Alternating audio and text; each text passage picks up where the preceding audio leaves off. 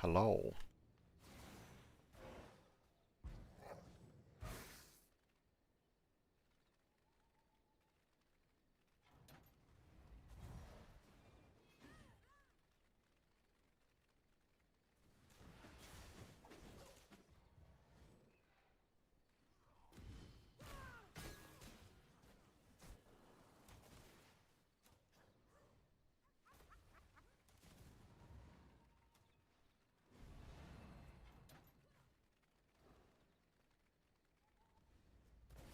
Or someone else playing Carrion Swarm.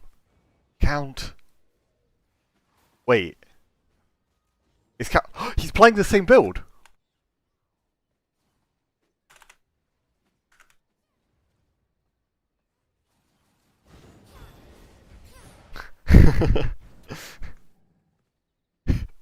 Damn!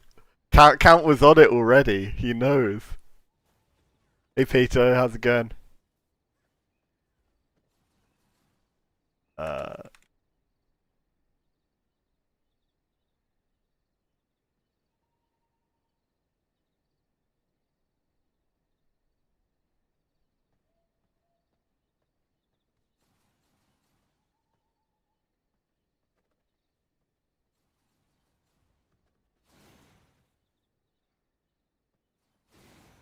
Yeah, let's play a bit of the mirror versus Count. This is much more like his kind of cheese, though. I think I'm gonna have a hard time playing the mirror match.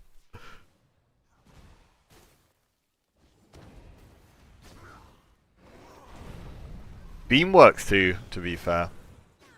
Like, obviously, Beam Bat's just like a super synergistic combo in general. Also, I wonder if he's running a snare on his Carrion Swarm, because that's something that I changed from like my usual Carrion Swarm duel. Instead of Vamp Curse.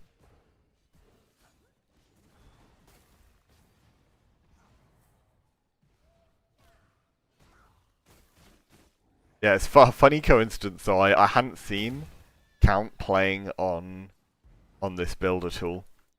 So the day I decide to play it, he's on it as well.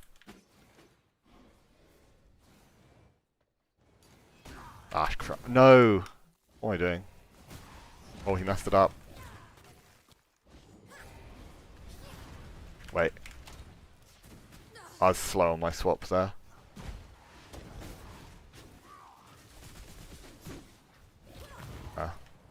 I need to try and Hail Mary something. Too slow. Whee!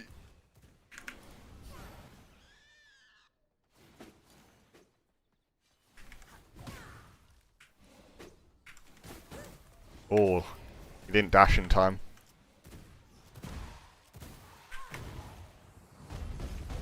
Nice. Ah, he didn't get the knockback. Because he's in a mace queue there, but I can't actually knock him back. Wow. Hold it. Ow. I had such a big lead there and throw it.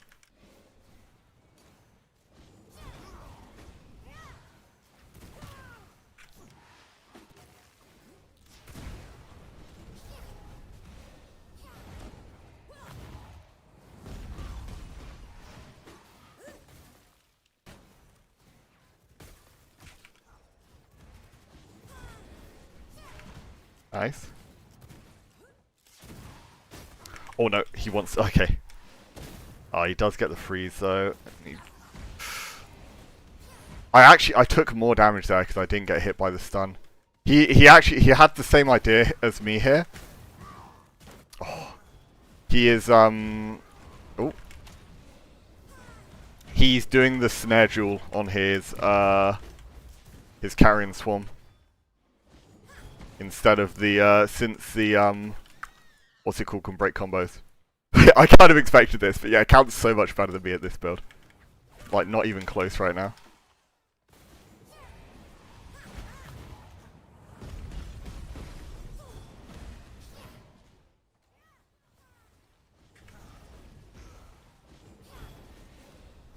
Oh no.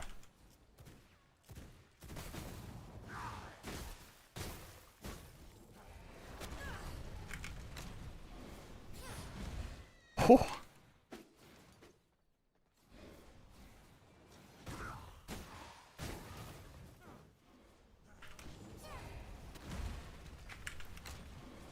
$500? Jesus, I didn't even think I took that many ticks. Crazy. Ow. Nah. Whee. Oh. Deep seems really bad. It can lead to the combo. But yeah, I think the beam's better, to be fair. Yeah. Yeah, I should try with the beam instead. Like, cause beam means, like, even if you don't have the shadow bolt up for combo, you can still get, like, some kind of conversion from it.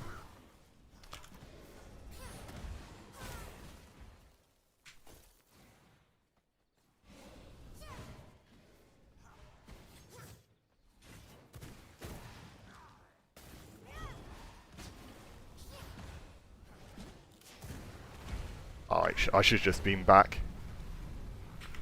Like, that's the best punish I can do. When I have no way to cancel him, the best thing I can do is trade back Crimson Beams. Wait, do I not get my, thingy there? Please be enough. Oh, you're kidding me. There we go, just about. We finally get one, holy.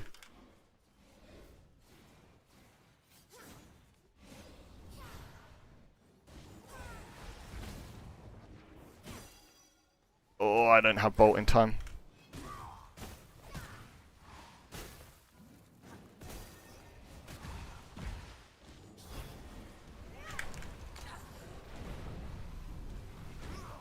Oh. Not bad until he gets the freeze as well there. What am I doing? Right, I'm so bad at the game. I want to do my mace and I swapped to the crossbow. Key next to it.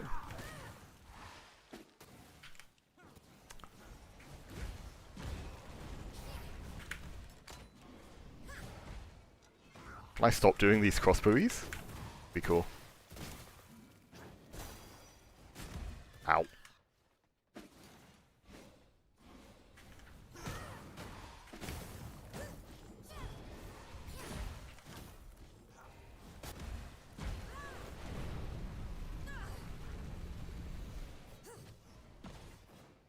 Oh crap, does he... I think he has some ult damage. Because, his beam out damaged mine there.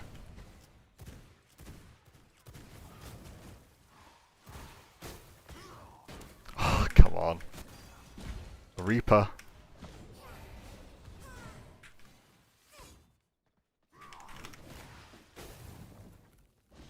Not got enough time though. Oh, close. I have a little more time on that freeze there. I get the full combo.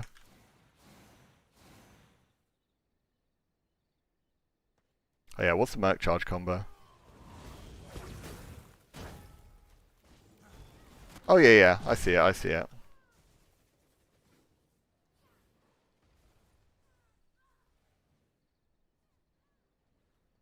Yeah, yeah, oh actually, yeah, he's getting it from coating. Yeah. I don't really like that variant as much. I think,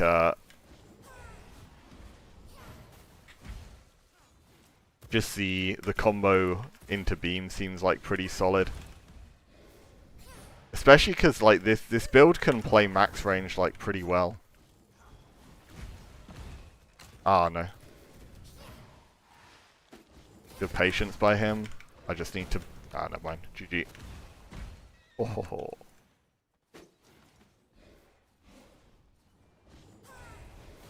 Oh, come on. That's such sad timing.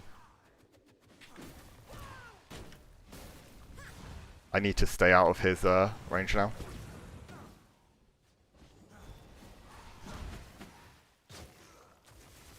I think I get this, don't I? Yeah, he didn't have anything else left.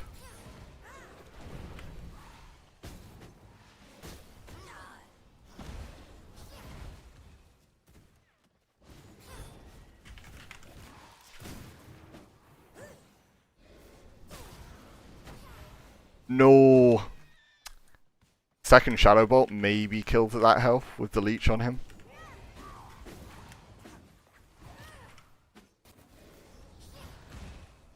Oh, that's in perfect range.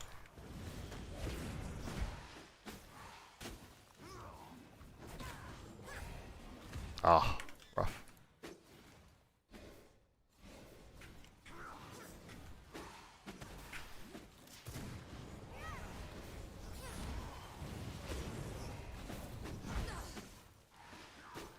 I need to be careful, like, blowing cooldowns too quickly at the start like this, though. It plays so heavily in his favor when he's on charge. Need to try and play, like, a bit slower.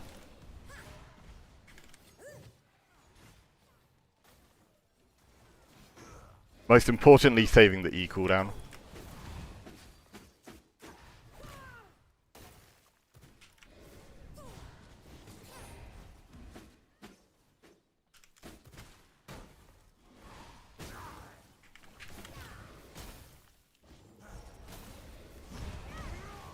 There we go.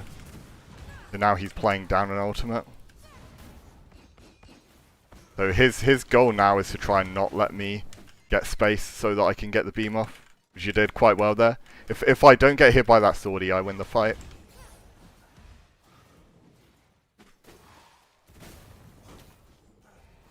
Ah, damn. I get... No, it's 0.1 on the dash.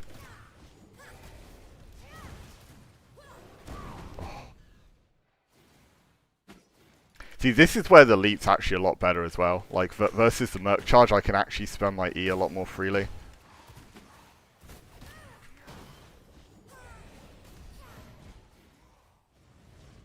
There's no way that's in range. God damn it. I didn't get knocked back. Ah, sad.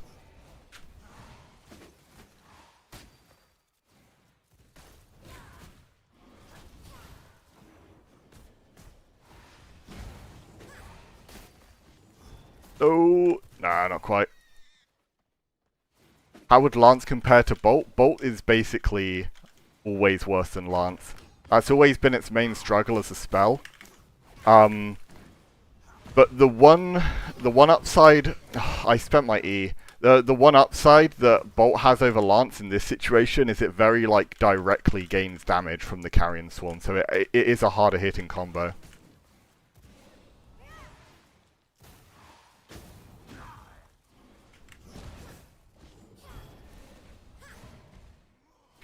There we go. Baited out the Merc Charge.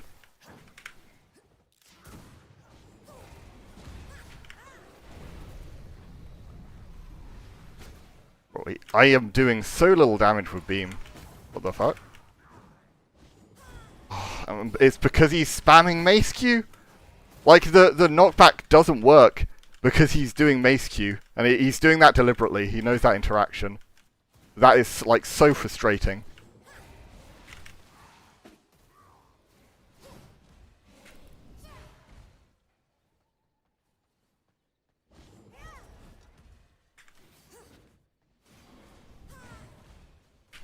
Oh.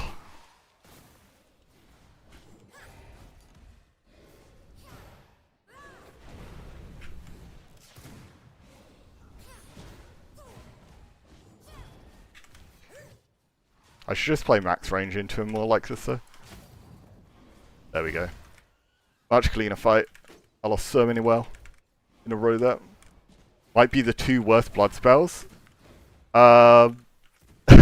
Depends what you're like rating the spells on, but these spells can both be like, or not both be. Carrion Swarm more so can be really strong when it's properly enabled. Like Carrion Swarm Frost Barrier is a genuinely good build, especially in Arena. But yeah, generally speaking, they are like pretty bad spells. But I mean, what's it called? Blood Fountain's pretty trash as well. Like, Blood Fountain's like the biggest gimmick spell in the game. Bass is just useless in open world, never works. Anything stop it. Yeah, well, that's like the super annoying part about it, right? The fact it's just like completely screwed over by terrain. If it weren't for that, it's like actually strong in the situations it's good. It's just inconsistencies, not a good trait to have. Ah no, I don't have a cooldown left. Ow.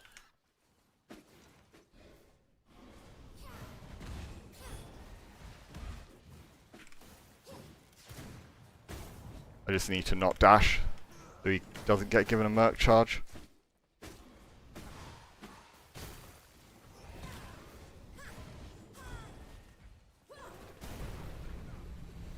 Nice. The new lightning spell seems like a straight upgrade compared to it. No, that's not true exactly. Like lightning tendrils overall, I think is a better spell, but it's nothing like a straight upgrade because you can't freeze combo from tendrils, and tendrils is really horrible versus a lot of defensives. Honestly, both of them are held back like quite a bit by the current meta being so like defensive heavy. If not for that, they would both be a lot more appealing. But yeah, the current meta gives them like a pretty hard time. Damn, that recast. Can you stun with bats? Yeah, you can stun with bats. They both have a stun jewel. And also, bats can true combo into a second bats. Oh. Oh god.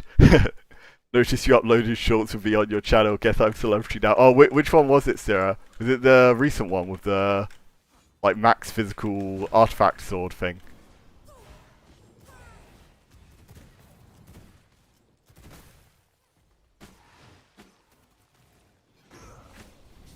Nice. Take that. He is mashing that merc charge. Get off me, Count. Jesus Christ. Okay, wait. No. I need to keep running, I need to keep running. Yes. Okay, we got it. Okay, we're doing a lot better in the matchup now. I was like hard loose streaking at the start.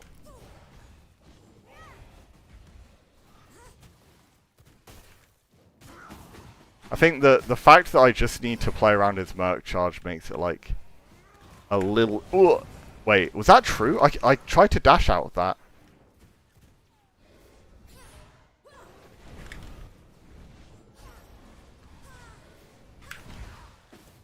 Okay. No! Oh, I got myself hit by the stun. During his recast too. Yo, Penumbra, how's it going, man? Ridiculous, the definition of a guy who will match your freak. Yeah, the thing, I love the fact that Count plays this game because it's always a case where there's like these really janky builds that I like personally believe in, but I'm like not good enough to show off properly, and Count's like the kind of person who takes those kind of weird ass builds that I'm not able to play well, and he just like optimizes them and plays them way better. I really like that because like the kind of the ones that I'm best at are like nowhere near as good or as weird as the ones that Count plays. Like all the janky like double offense combos are like way harder to make work than the ones that I tend to play.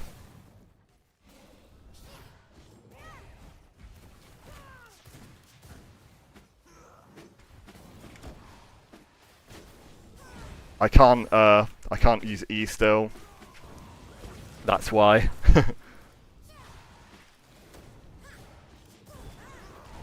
Yeah, he's pushing aggressively because he knows I still have the beam. It is going. This is some cookage build, you know it. Yeah, he knows exactly what I'm doing with just not pressing E.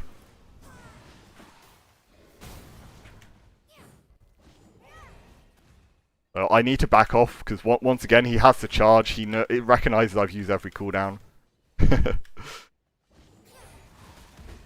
Oh my god, he's psychotic. The fact he deliberately tried to take that. I mistimed. Ah, crap.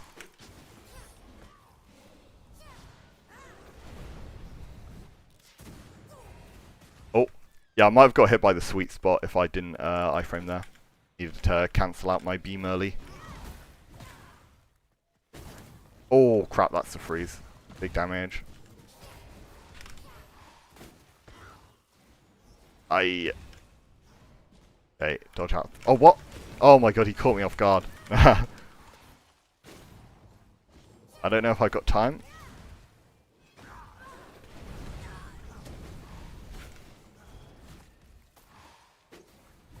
Maybe enough? Yes, it's just I got lucky on the crits there.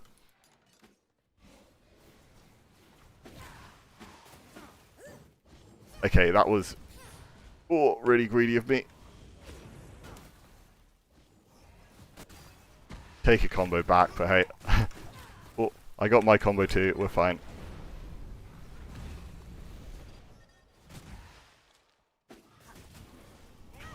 Oh no. Oh. Oh no. Nearly.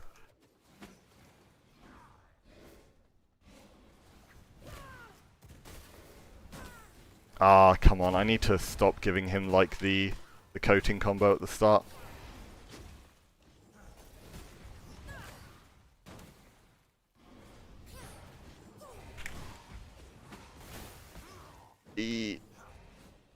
Oh, nearly had the pistol iframe back.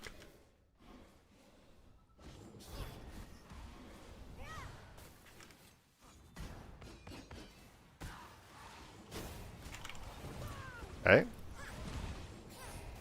I don't think he has Z yet, does he? Yeah, he had his, like, sword out to make me think he had the E already, but I had a feeling he was on cooldown for a bit, which it was.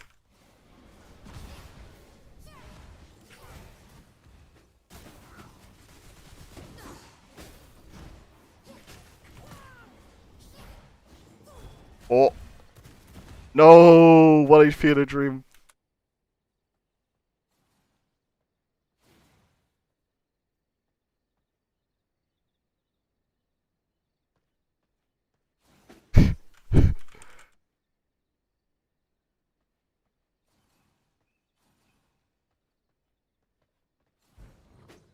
uh...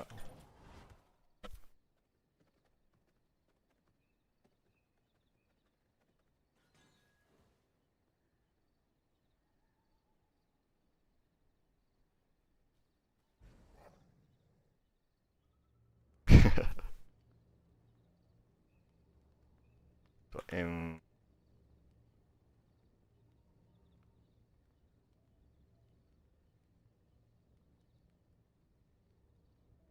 Me too. Wait, who's online? Wait, maybe Nemesis and whoever he's playing with. This wanna do.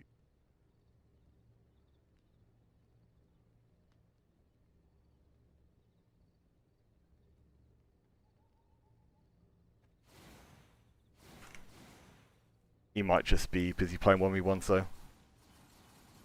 Double offensive means like 2 damaging spells together.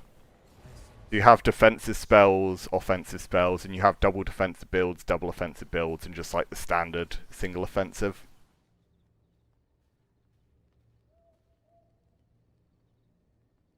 But there's quite a lot of offensive spells that have like defensive properties too, which kind of like helps them to work. But this build is like very sort of like front-loaded in what it tries to do to win fights.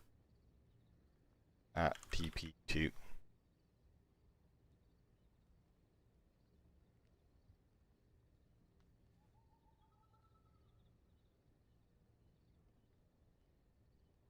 Is Chaos Barrier an offensive as well? No, so that's the thing. That's a defensive spell, but it has some really good offensive properties. So it's a very good like defensive option that still lets you have a good amount of damage. And the really good thing about Chaos Barrier 2 is when you play it with Draculin, even though it says it can't crit because it's a defensive, it actually can crit because there is a jewel on it which says like it explodes on hit. And since that can crit, you can proc Draculin with it. The usual thing of Draculin is defensive spells won't give you the usual cooldown reduction, but for Chaos Barrier specifically, it breaks that rule. How do you make seen the clan name? Wait, so I'm not sure what you mean exactly.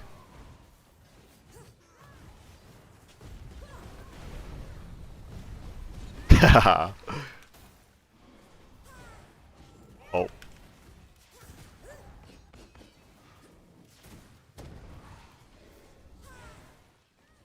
Oh no, count.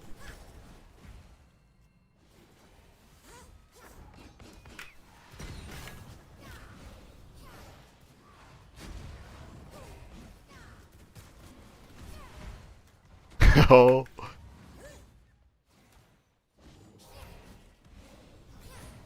Oh my god. The raw Shadow Bolt hit there. Did a lot of damage.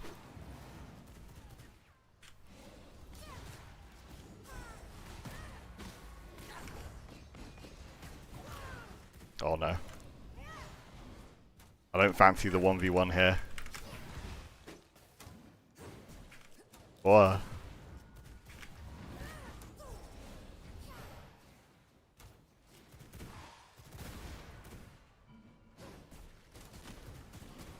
Oh, tricky.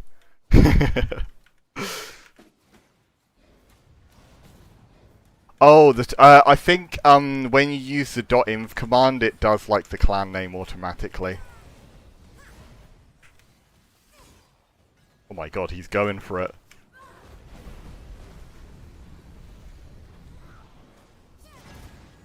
Ah, I gave him the counter proc.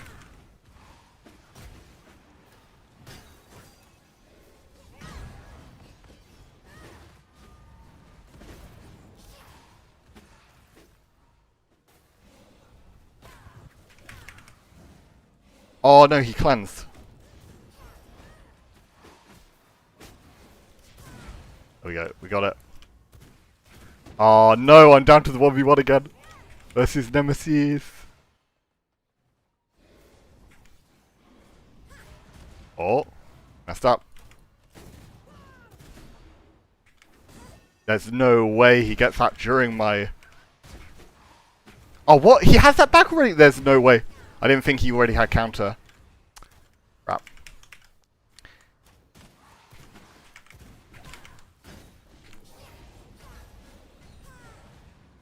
Brute gaming.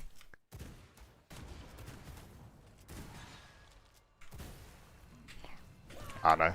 That's game. Oh. And that was a good comeback though, but he parried a lot of the combo I did, sadly. Oh, and he's triple slasher.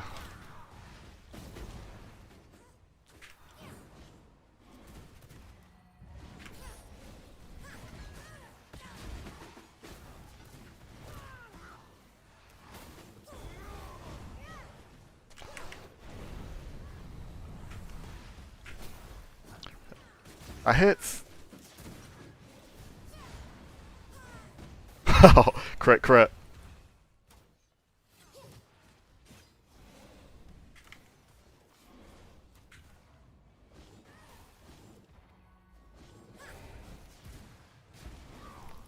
Oh. Yeah, I shouldn't mess with Count's combos. If he gets a freeze off, I should let him do his thing. It's like really bad practice to try and capitalize too much if he's already doing stuff.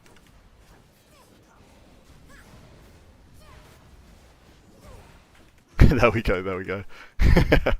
Just pepper him with shadow bolts.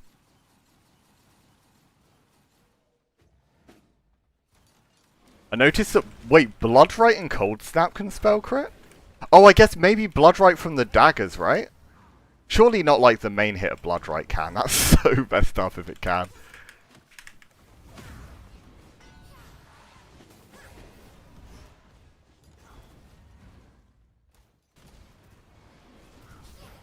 Ah, what am I doing?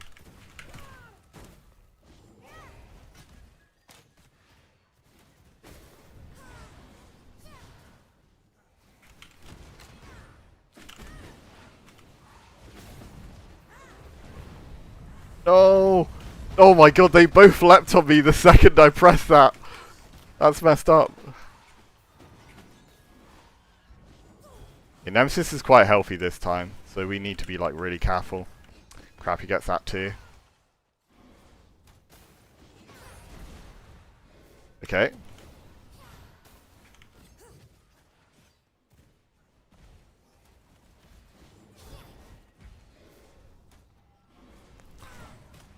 Oh.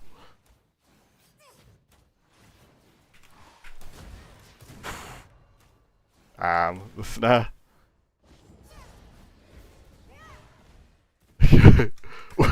Wait, did he just teleport?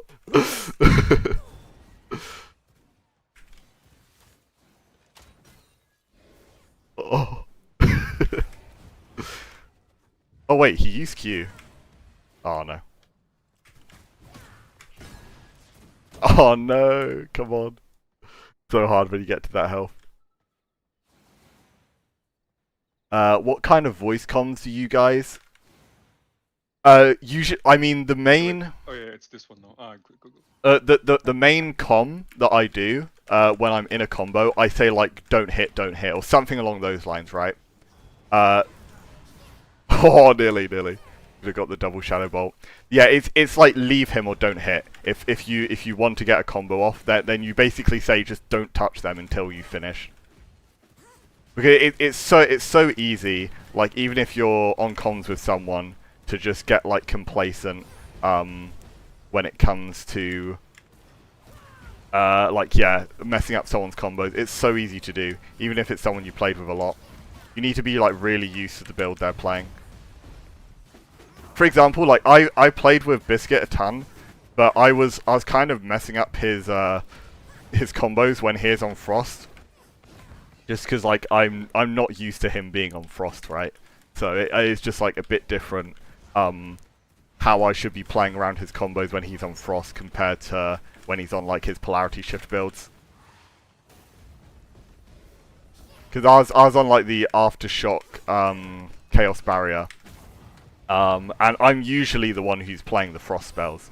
So usually it's me who has to worry about what to do out of the freeze combos. But yeah, it's a bit different when it's Biscuit on it.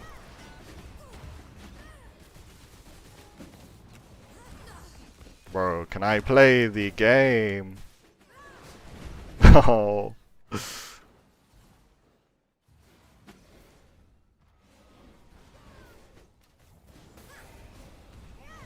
Or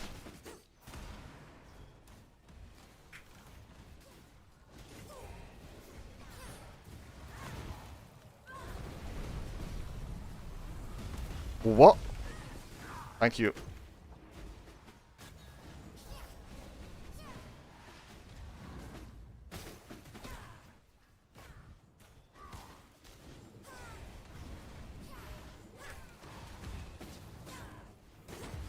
Oh no, he still had his blood right? There's no way.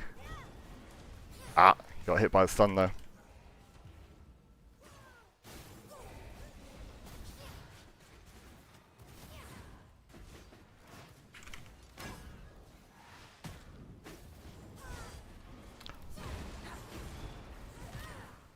Okay. How? But yeah, the 1vx's are certainly not playable with this spell setup. Because I have a little bit of investment into move speed and that kind of thing, but it's not enough to like properly be fast. Oh, he's on Nemesis on Frost now. That means if he makes mistakes, he will die a lot faster now. Oh, what am I doing, man? I need to help out Count. Oh, Lee. Poor guy. I should have done that earlier, to be fair. He's just getting caught in the blender a bit. Oh, no, he's dead. Oh. Perhaps he has a chill longbow, I think. Ouchie.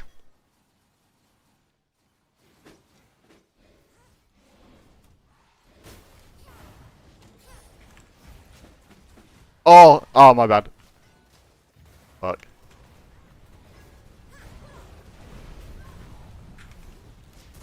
Whoa, I can get out in time. It's a good start though here. Oh, too early on my bats though.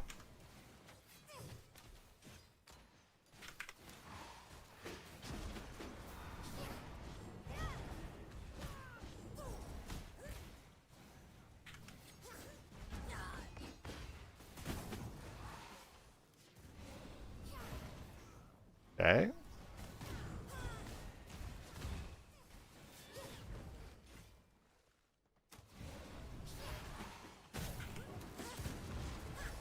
No. Still got the blood right to play around.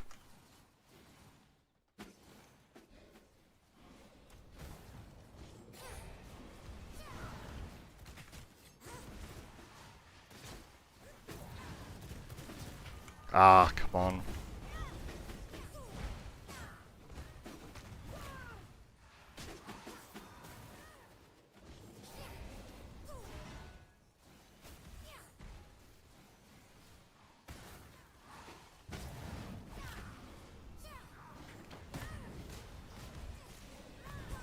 Oh, wait.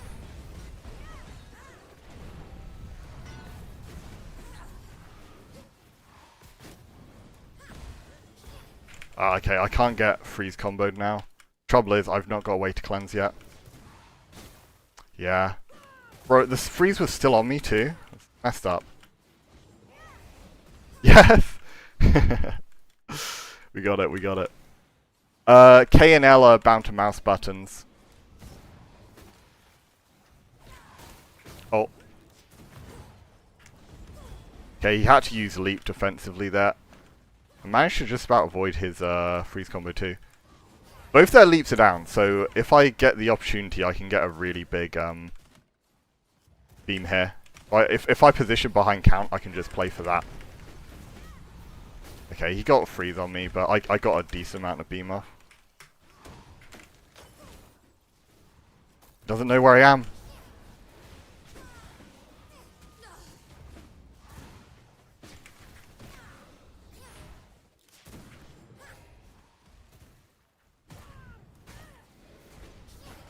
Oh, crap. No. 1 for 1, worth.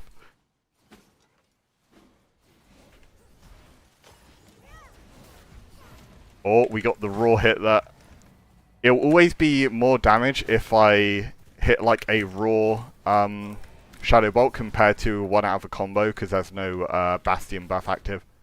So Count, what on earth happened to you, my friend? Damn. You're almost dead. Okay, oh no.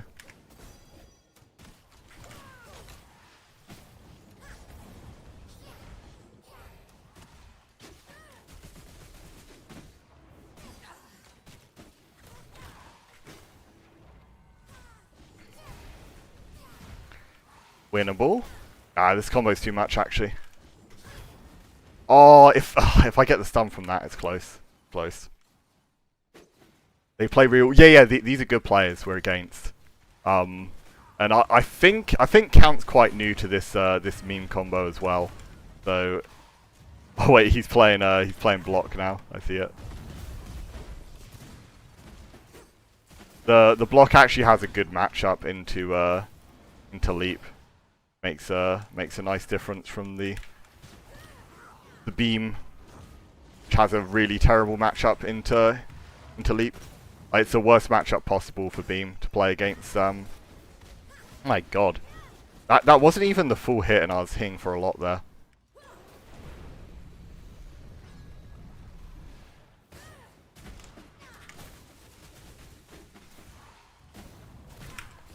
No, that was too much.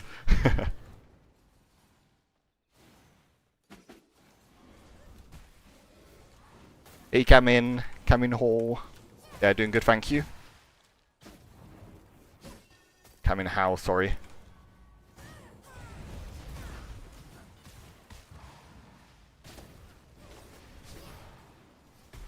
Yeah, we've been playing some pretty tough opponents so far today, but it's been pretty good. Ouch. Hey, it's good practice to be against good players for a new build.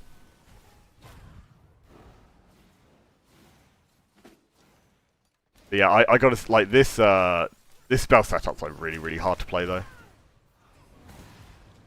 Like, Swarm in general is such a... It's like a weird spell design, but it's a really cool one as well. Because it's got some of the most, like, ridiculous skill ceiling in the game with how you use it. Like, the whole thing of you have to get the tippered hit for the max damage is, like, such a... such, like, an interesting part of it. Oh, I wasn't able to get into beam him in time.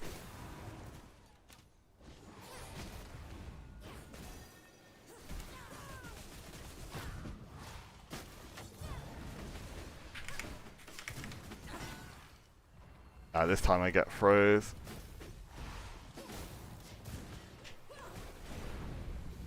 Yeah. Just wish Swarm and Cyclone didn't clip to rain. So yeah, that's the thing that makes it really annoying. Like I wish that these spells weren't messed up by terrain anywhere near as hard as they are, but the trouble is it's hard. It's hard to do that without, like, breaking the game in terms of castle defense as well. Oh wait, he just... What the... Man. I need to beam count here to keep him alive. There wasn't quite enough healing though.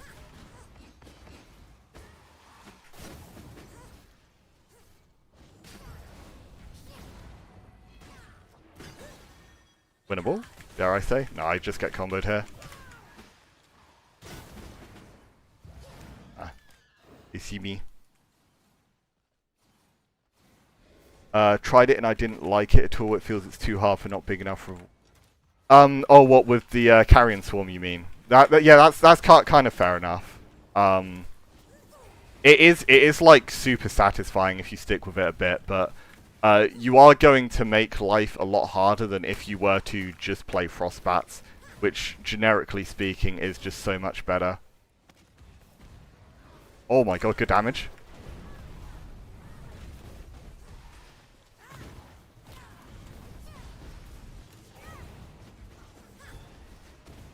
Like that if anything is the biggest weakness of all that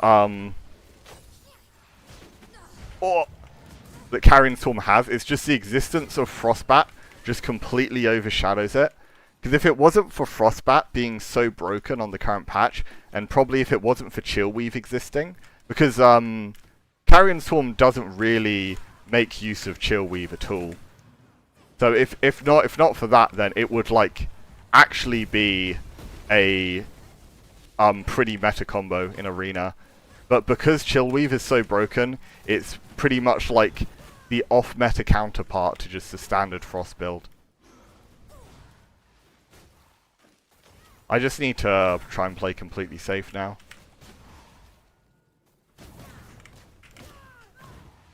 Okay. There goes one wait, what? Oh, it's a stray Frostbat. But yeah, it's like, its combos are slightly better than traditional Frost, but it's far worse in neutral. It's messed up by terrain. It's got far less range. It's like there's so many bad weaknesses it has. Is the build strong, or does it get countered by counters? That's the thing as well. This thing's not gonna have a good time whatsoever versus double counter, and that's just such a huge matchup check right now.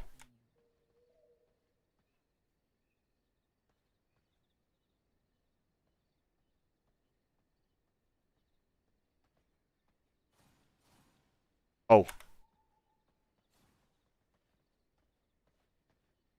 I didn't see Okutsune had to go. GG's. Oh, yo, get Seto in. Holy. Stack team.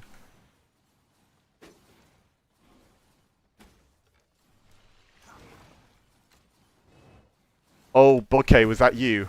Okutsune. GG's if it was. Oh. Oh, Seto's on Frost. Okay. Thank you for the golem, sir. Oh my god. 242 from a Raw. I don't even know if he had Leech on him.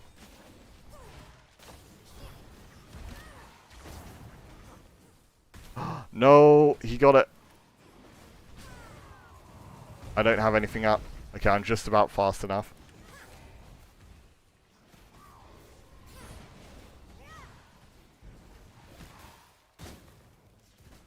Oh, uh-oh.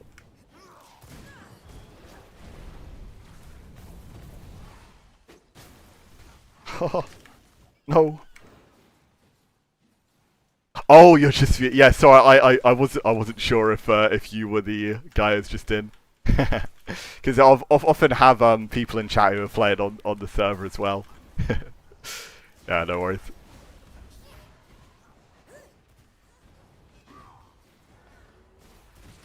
Your GGs was just conveniently tied with that guy leaving.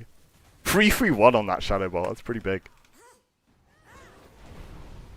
I'm just gonna get leaped here. Oh, I got froze beforehand, so I didn't have an out from that. Okay. Oh, we got it. Nemesis down. We still need to be a bit careful of the freezes here. Ah. Wait, I didn't have my spear out. That was my my crossbow cue. Oh, what am I doing? And he's not triple slasher. I think Nemesis is triple slasher, so we got to keep that in mind. Here we go. Oh my god, lovely combo by Count. Oh, wait. Oh, that's a curse hitting same time as his dash. I feel the blood builds get overshadowed by chaos healing. Yeah, blood mostly has a place in physical right now. The trouble is, blood has really bad passives for spell builds, because they're both physical buffs. So blood really doesn't help you out with doing spell damage at all, if we're talking passives. I play it too, but I can't handle any of you. Yeah, he said GG's, I said it too, cause it's, oh yeah. All good. Ow. Ow. Yeah, let's dash into the golem here.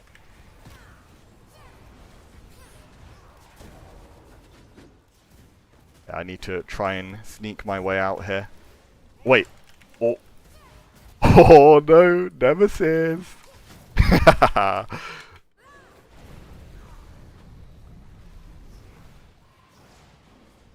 Wait, yeah, the curse actually sets up so nicely though.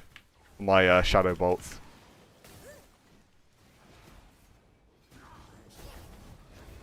Oh crap.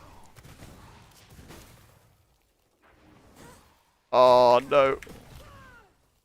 I still get froze there? I'm like behind him, bro.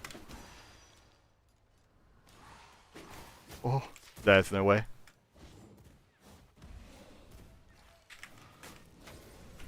Yes! 50 bucks on Shuffle, yep. Plus 50. Come on. I always win those count. You know it.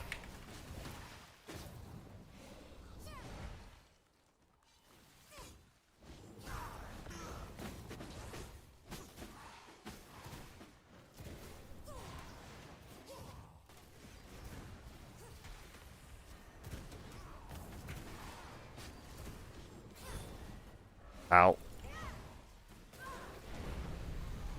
Oh my god. That's both of them, bro! Calm down!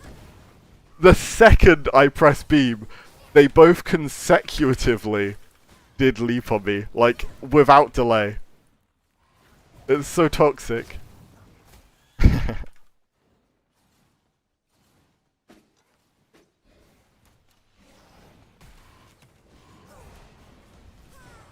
Oh. The Shadow Bolt hit. Oh. He knows I wanted it. Oh, I tried to E with timing where I wouldn't get hit by the leap. Alas. Yeah, he still has leap from Nemesis. Oh, crap. I wasn't in range where I could cross him up there.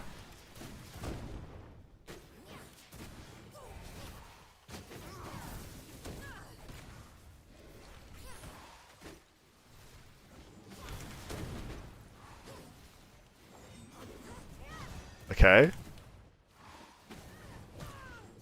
No! Oh. Close one. Yeah, counts build with the, it's really good, support for me as well. Because I stack his curse damage too. Oh, I don't have it up. Whoops. It's not only the damage with curse as well. You also help your teammates because it applies a slow that's completely separate to snares and chill. It's like, it makes it a lot easier to hit spells. When I've got something like Shadow Bolt that can do its max damage possible if it's a raw hit with no Bastion applied, it's like a really, really nice combo with me. Ah, crap, I get freeze.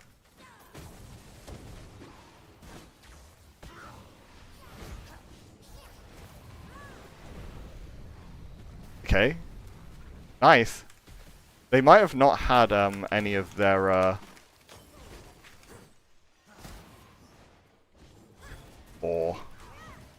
Oh, nice, you got the barrier in time.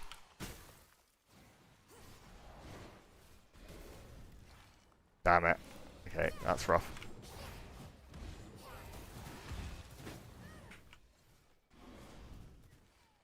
Okay, we baited the barrier again.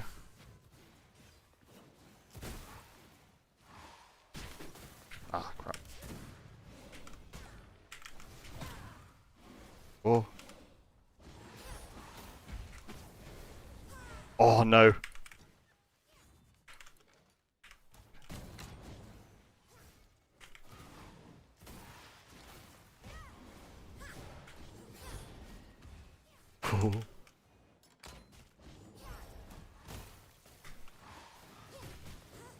Oh, nearly. Good fight.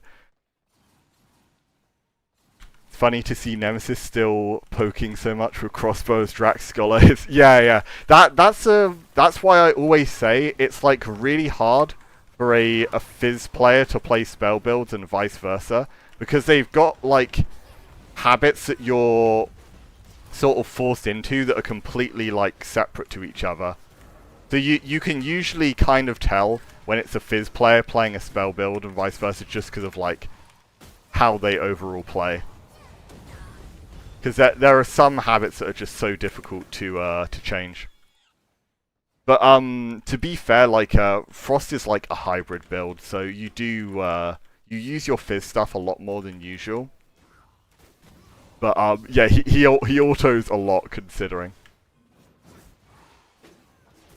Also, right now you can actually match like the crossbow longbow pressure whilst you have coating up. You actually do similar damage on your first hit.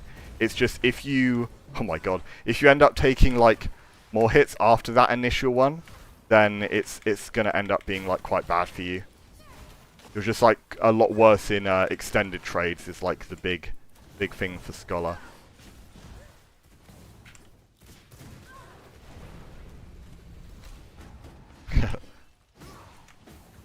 Oh no.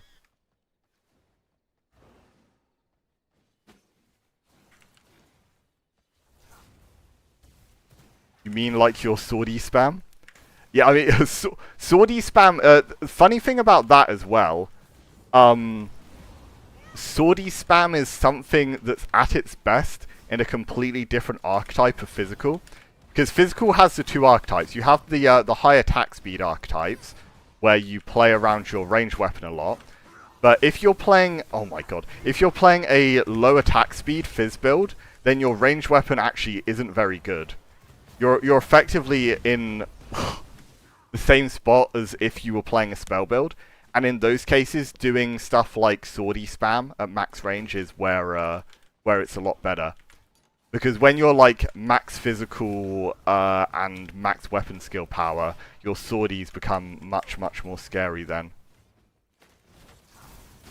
Oh, what? I wasn't quite in range. I need to try and help him out here.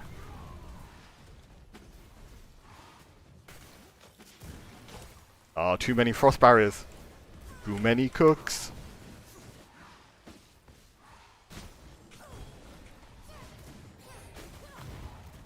Oi! Oh no.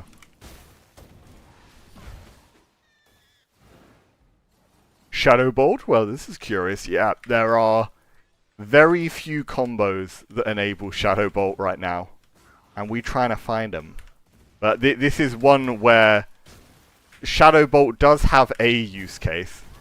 It's certainly not as good as the, what's it called? The Frost Barrier build with Carrion Swarm. But it's a good way to make Shadow Bolt better. That's for sure. But it's hard to find the combo versus good players like this. Especially because these guys have like enough awareness in team fights where even if one of them gets hit by a combo, their teammate will probably bail them out most of the time. Oh, he is there, but I couldn't see him exactly. There we go, we got it.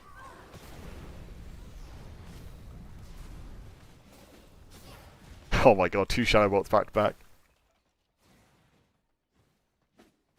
What kind of build would you play Arctic Storm in? So Arctic Storm is... Oh. Arctic Storm's at its best in ulti builds, like the support builds it's best in. So those are... They're a lot more sort of open world builds than arena builds. Like, oh god.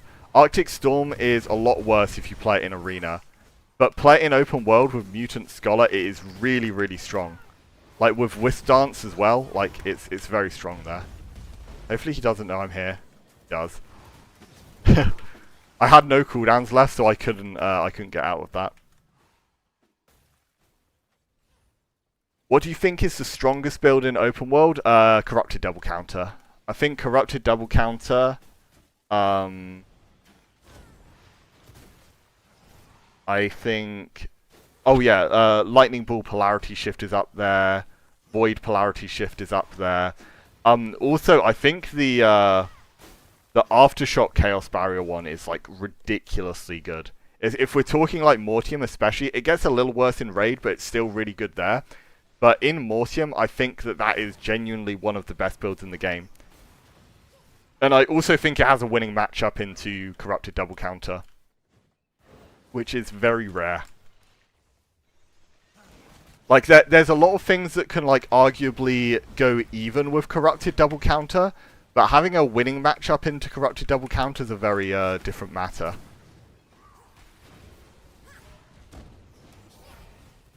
Like, I think Polarity Ball Lightning, Aftershock... Ooh. Polarity Ball Lightning and the Aftershock Chaos Barrier are a couple of like the few builds I think have an actual winning matchup into the double counter builds. Yeah, Shadow Bolts do hit hard. It is it's redeeming quality. And yeah, the whole premise of this build is you have like a few ways to set it up. You have the snares from Carrion Swarm. And you have the stuns from Carrion Swarm if you get like a free setup into the tipper. So the snares make it easier to hit raw ones, and then the stuns like always true combo into it. But the raw ones are the ones that hit really hard. And the reason, like you could there are some alternatives for this. You can play actually Blood Fountain with the Snare Jewel as well is another option. But the important part is you want a spell that sets up Shadow Bolt, but also applies Leech.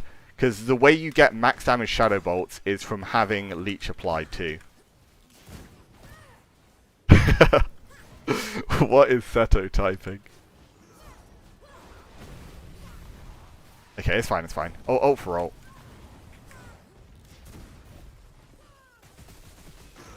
Oh, ouchie. Oh my god. Give me a break, Nemesis.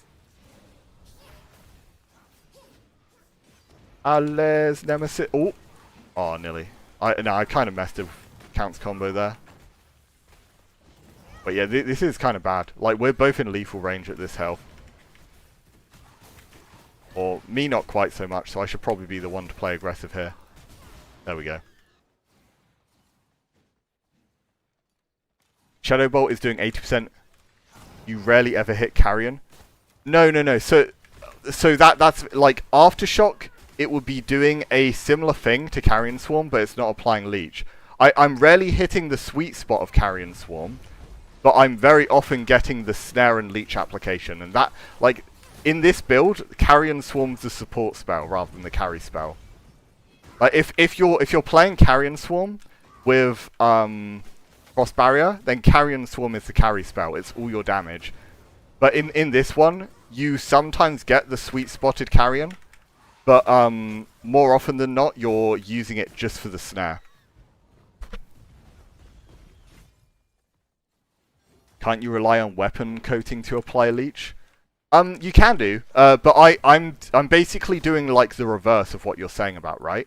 Like, you could have a spell that applies the freezes, and then you apply Leech with your infusions, or you can use your weapons for the freezes, and then use a second spell for the Leech application.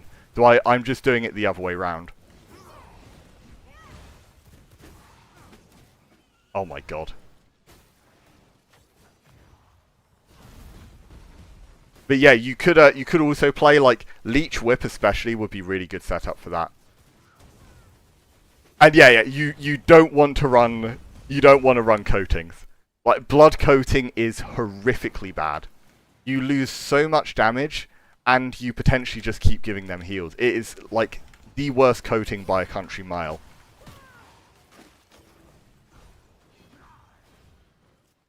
Like, compared to Chaos Coating, where you're like constantly getting Ignite and it's got the hardest raw hit, like it's a no-brainer.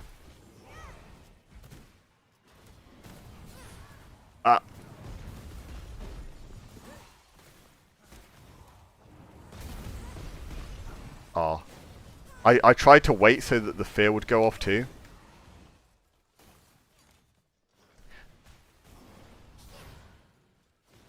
Yeah, the Carrion Swarm's always doing like a bit of chip damage. Like it's not just about like the sweet spot that can make it good.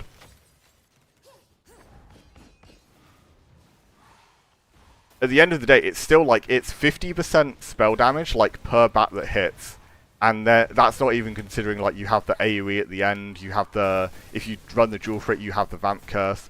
Like, there's a lot of things that could increase its damage outside of it just being the big tipper.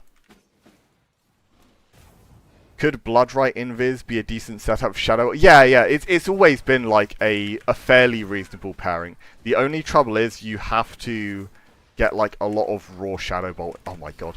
You have to get raw Shadow Bolt hits often without the snare. You can run a Bloodright with snare though. That's like also an angle. But that's but funny enough, that's one of the first builds I played on this patch was just Bloodright and Shadow Bolt. I always kind of wish it was better, to be fair, because even though they're like the default spells, like they're a pretty sort of honest pairing. I think Shadow Bolt's only like a stun jewel away from being really strong. That's the thing. If Shadow Bolt had the stun that Carrion Swarm does, Shadow Bolt would be like a really, really good spell. Like, probably like top 5 spellcaster, because it'd be like such good setup. Because the big thing that can make Carrion Swarm strong is the fact it can combo into itself. And yeah, like if Shadow Bolt could do the same, then it'd be huge.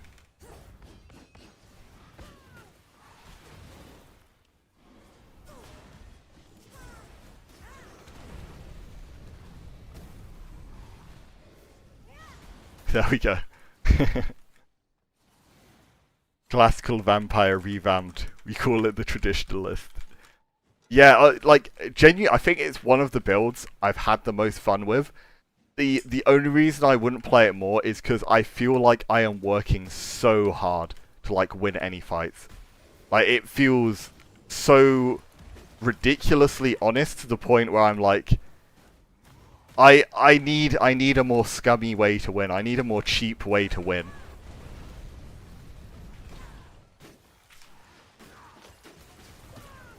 Oh, sorry, Count. Oh my god, big hits.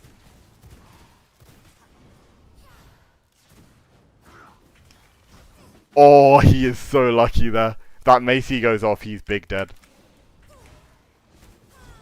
Oh, wait, there we go. Carrying Swarm. Oh, poor guy.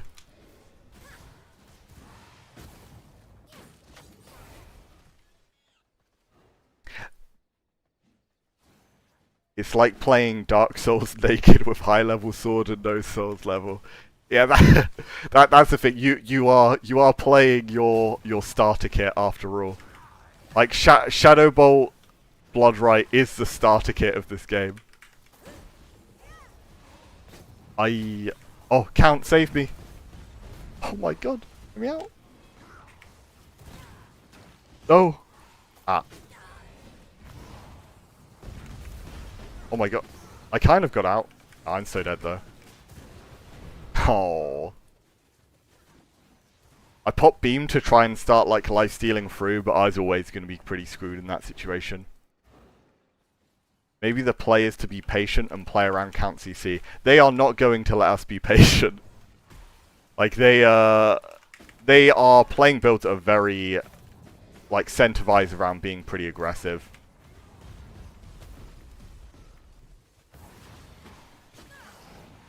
Like the main thing right now is just the fact we are against like a pair of like equally good players, so playing more meme builds like this is always going to be tricky. Oh. I need to just pop my beam. Nah. I don't have E quite yet.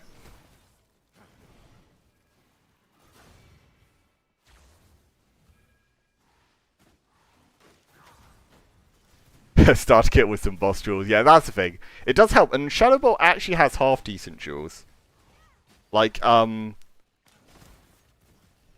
think if it were to have a stun jewel, I'm not sure what you'd play it over, because you would probably like fully stack the damage, and then play like no cast rate. I imagine it'd have to either be no cast rate or no range and speed. So you have to sack one of those, which is kind of rough. But playing for like double damage rolls plus stun would be huge.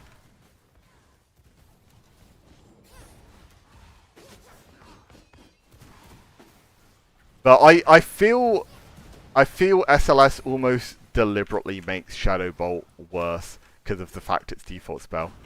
Damn, Count's big dead. Oh, if he let me get that second hit, then that could have been down to a 1v1. What makes Aftershock better than Void? Oh, in the Chaos Barrier setup, there is a couple things. So first of all, Aftershock is better into the double counters because it comes out quickly and it applies a snare immediately. So if you anticipate a counter, it is so hard to get out of an Aftershock. Like Void's tricky to get out of too, but it's much harder to hit in neutral when they're running high move speed. But once a snare is applied, even with high move speed, you can't get out of Aftershock. The other thing as well, with having the snare, it sets up better for the Chaos Barrier. But both Void and Aftershock can be used pretty interchangeably with the Chaos Barrier build. Because they're very similar spells at the end of the day. It's just, yeah, they just work a bit differently in what they do, right? Like Aftershock is more like upfront damage. Void is more like cooldown efficiency. If only Shadow Bolt had 2 charges and swapped their position with theirs and triggered a fading snare and nodes at the start and end location and apply static. Yep. Oh, it's a good thing there's no spell in the game that does all that at once. That'd be crazy, right? Don't forget it coming out immediately and being better than like anything else at max range. That'd be crazy. Oh, polarity shift is so carried, it is ridiculous. Like I was playing a bit of that spell the other day. It is just absurd how broken that spell is. I can't believe it. Beam.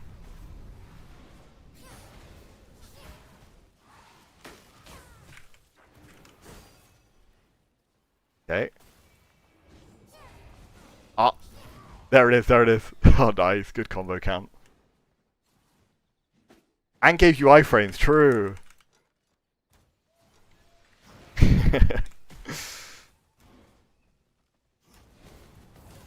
The funny thing is, as well, Polarity Shift genuinely can hit as hard as Shadow Bolt when you're in melee. But I don't even know with that spell. They gave it all the privileges, and the thing is, it's been good throughout all the metas where, like, projectile spells aren't typically good. So the fact that we're now in a meta that, like, super enables spellcasters and especially has benefited Polarity Shift, it's just completely, like, brought a spell that was strong by design to a spot where it's fucked up.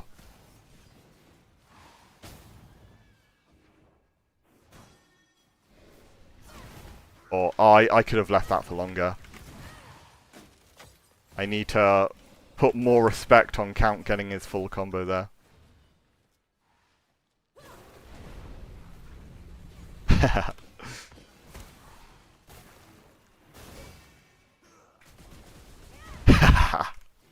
Nice combo. The Novas can hit hard in yeah, exactly. You get the Polarity Shifts 90 plus the two. Yeah. Yeah. I was playing it in Pancake with the Mosquito build, and I was having Polarity hitting for like 200 plus in melee when I had the buffs on. I don't know. That doesn't seem fair to me for a spell that's like that fast, that strong, has so much utility. It's hitting as hard as like the Nuki one-shot spells. Seems good. I am so fucked. Oh no. Oh, I'm sorry. Oh. Oh my god. I had to use all my cooldowns to get out of that. Come on. Right, maybe. We're living, we're living. I'm 1 HP though. This is all on Mr. Count here. Yes! The carrion finished it. Yeah, I need to add more dual effects to Shadow Bolt, true.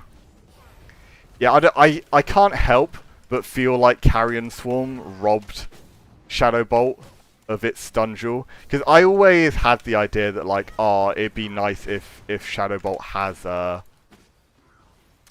a, what's it called? Had a stun. Also, I think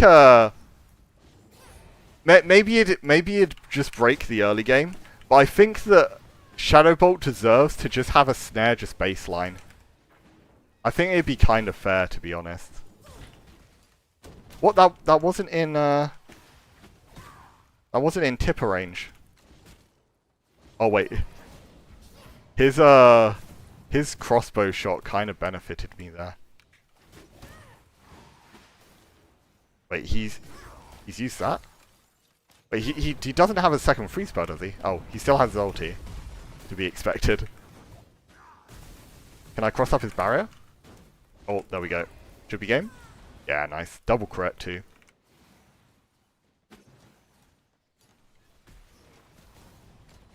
Yeah, like, I think it's been the main reason they're so wary about, like, making the spell without jewels strong. They don't want, like, the early game starter spell to be one that you play throughout the game. So they've deliberately made the base spell weaker. And, like, that's the thing. It actually has half decent jewels, but because the base spell is intentionally so weak, it really holds it back.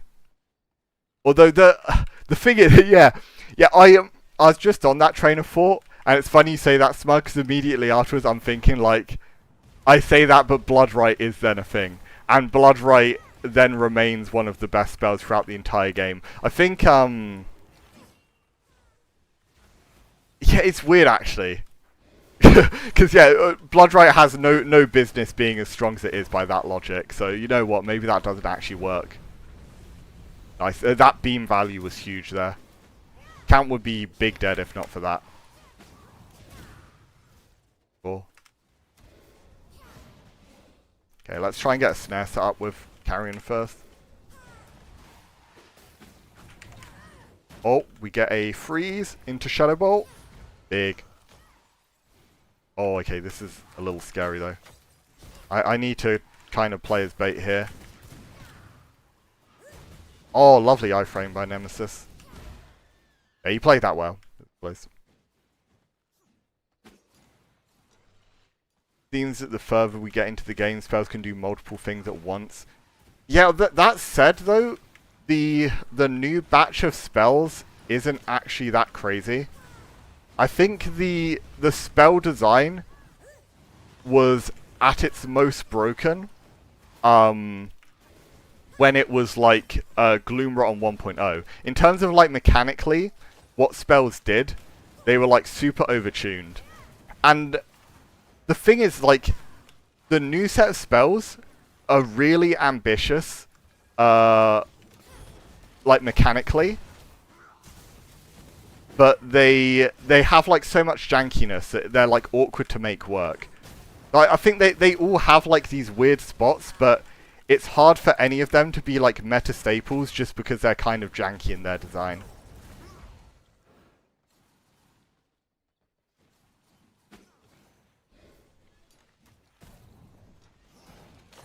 Also, I'm not What one thing I can say is these spells could have potentially launched in a state where they would have been absurdly overpowered. I can't go into specifics, but the spells could have been a lot stronger than they currently are.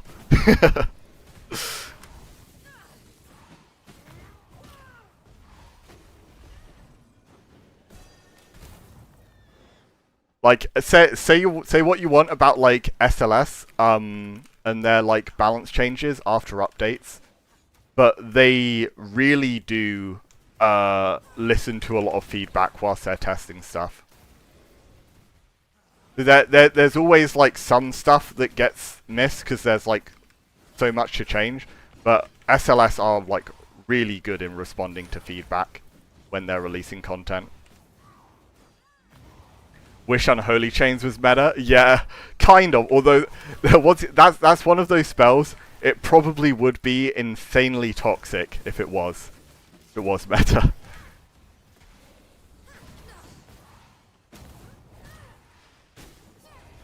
No, they're not gonna let me breathe here. Sanguine Coil, yeah, that's the thing as well. Like, Sanguine Coil's benefited a lot from the changes in the update. I think Sanguine Coil's being like underrated right now too. It's definitely a lot better than it's being given credit for. I think once again, it's another spell that's being held back massively by the meta more than anything. Because if we weren't in the double counter meta, then Sanguine Coil would be going crazy at the moment. But it's got a hideous matchup into the double counters. Because if you do play a projectile, it has to be like a high damage bursty projectile. You can't have like these low hitting pokey projectiles if you're playing versus double counter.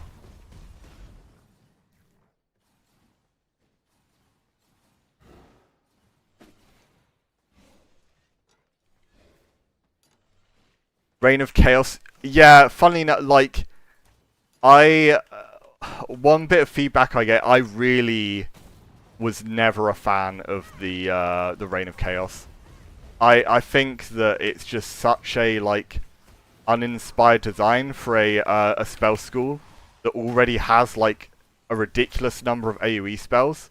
Like, you have Void and Aftershock already, so having that one too is just, like, a bit much.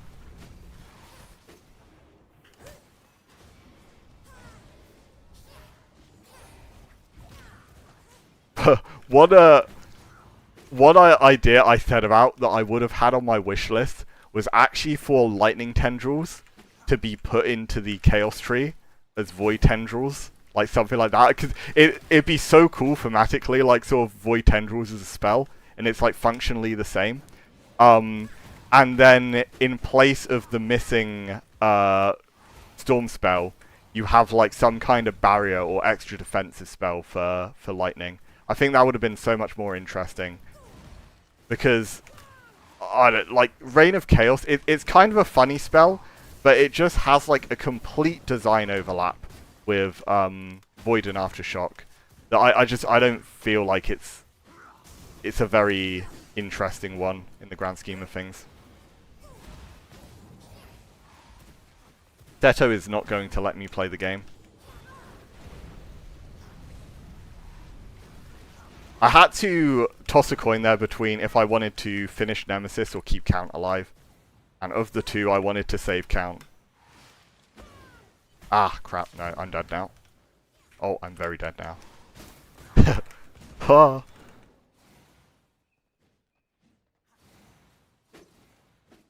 Would be nice if there was another spell or two like Soulburn that can punish counters. Yeah, the fit like Cyclone was kind of in that gimmick for a while, and to be fair, the new Cyclone is still somewhat doing that. It's just it's not very good and it's not very fun.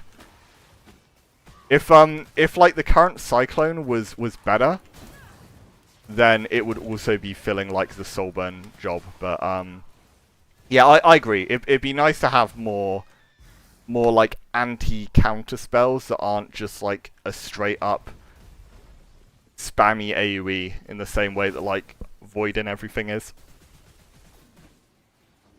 Lightning Tendrils with Stun Duel goes crazy. Yeah, it does. Although Lightning Tendrils is another spell. It has like loads of good duels that are hard to all fit in. But I think there are two variants of Tendrils you play. In 1v1s, you almost certainly play the stun. But if you're playing Tendrils in team fights, Chain Lightning on Tendrils is so strong. Like, it is griefing to not play Chain Lightning. And at that point, it's like, it's hard to justify dropping any of the other duels, so you kind of have to drop the stun. Because it's very, very rare that you can get a stun off in team fights. Outside of, you can sometimes get it from, like, people's spear queues. But the thing as well is the fact that, in team fights, it's very hard to keep track of people's diminishing returns. And if you're getting a stun when someone's got diminishing returns on them anyway, then it's just really weak. On top of that, you also have the fact that Ball Lightning's really popular right now. And if anyone on your team is playing Ball Lightning, then every other stun on the team is getting griefed. So the stun duel becomes like exponentially worse when you consider the fact you have like a Ball Lightning on your team. Like, the stun's borderline useless at that point. Oh, speak of coil. Maybe count stream sniping. Okay, we got a bit of value, it's fine. Oh wait, he's got curse on him too.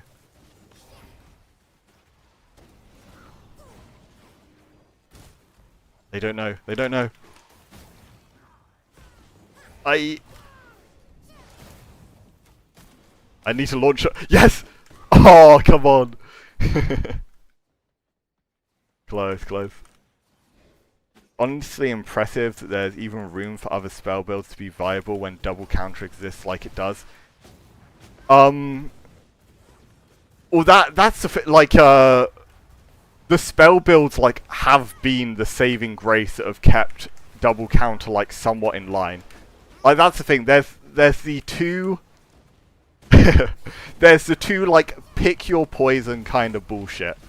There is the, like, obnoxious, spammy, low cooldown Draculan AoEs, with the Ball Lightning, the Voids, like, all of that. Or alternatively, there's the double counter. So, it's like the fact that the AoEs counter the double counter is sort of what's kept the game playable, but at the same time, it's like really obnoxious to play against that as well. And the funny thing is since the since the AoE builds are like much lower damage than projectiles, that then creates a triangle where the projectile spells are good into the AoE builds. So you end up actually having like a bit of a triangle right now, which, like I say, has actually like helped keep things interesting, because the AoE builds beat the counter builds, projectiles beat the AoEs, and then you have the whole dynamic of double offensive versus single offensive, which are kind of like even matchups, but they just have varying degrees of greed. Like, they're sort of better at different things. Like, you can kind of win on either side of like a single offensive, double offensive matchup. Like, they're kind of even. It's just you got to accept the fact that if you get jumped and you're double offensive, you can't play the game. It's kind of why I'm thinking that the Aftershock Chaos Barrier may be like one of the best builds in the entire game, potentially even the best, because it has like this really ridiculously good matchup spread where it's like it's fast, it's high damage, it's got counters for the double AoEs, it's got a defensive that gives it like a winning matchup into the or into the projectile spells, but the move speed gives it a winning matchup into the AoE spells. It's got the constant healing that makes it hard to kill. It's got so much going on at once and so many good matchups that, like I say, I actually think it might be the best build in the game, generally speaking. It's also the fact it's like good in both arena and open world, because that's one of the things that holds back the Brute Rogue build.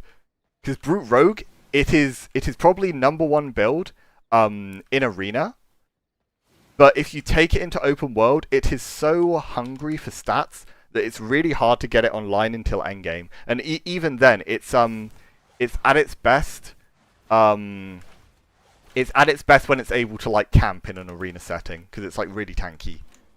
Oh, which build? I'm talking about the Aftershock and Chaos Barrier.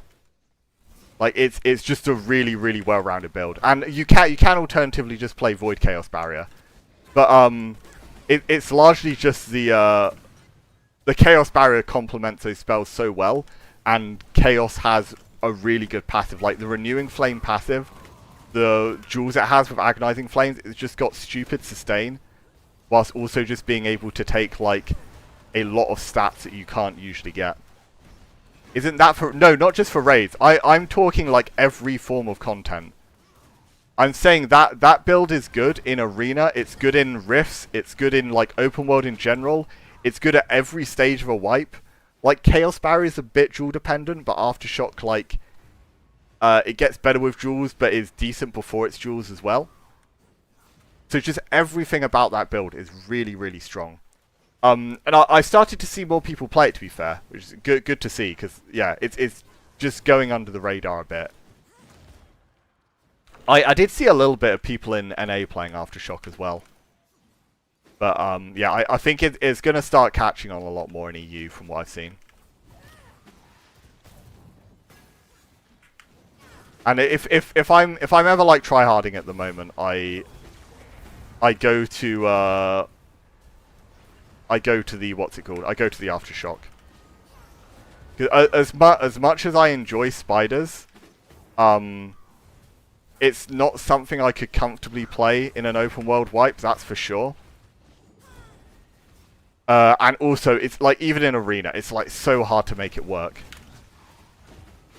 Like, it's got so many matchups that don't feel good. So even though it has like its strong gimmick of being able to potentially get these one-shots, everyone plays Dark Enchantment Bastion, which like already takes a lot of the wind out its sails. They still got a leap, haven't they? Maybe not, actually. Like, yeah, Dark Enchantment Bastion already makes it a lot weaker, and then Brute Blood on top of that means the combos, like, if you hit the full combo, you're doing like 70-80% of their health. if you only hit like the partial combo, you're often not even doing enough damage to deal perma damage, and they're able to heal it back. Ah, unfortunate. And yeah, when you're not able to do perma damage to Brute and they're running Blood Rage, it's just like really depressing to play against, especially when they're playing passive. And Lance Spiders is not brilliant at playing passively. It's not terrible, because you can hit like max range lances, you can just like spam Twin Blade Qs and stuff, but it's not great. Thoughts on Tendrils? It's really good in team fights. It's good in support builds. It's very hard to make them work in 1v1s though. Yeah, Nemesis is back on Brute Rogue now, so it's made it a lot more tricky. Like Frost is about as good as Brute Rogue, maybe slightly weaker, but Nemesis is like far better at the Brute Rogue builds. Like him and Pancake, I mean, you kind of see it from the finals, like of the EU tourney, but those two are almost certainly like the best two at playing Brute Rogue. Seto's up there as well, to be fair. Although Seto's currently on Warrior Rogue, so he's a lot more squishy. We beam. He still has it. No. How?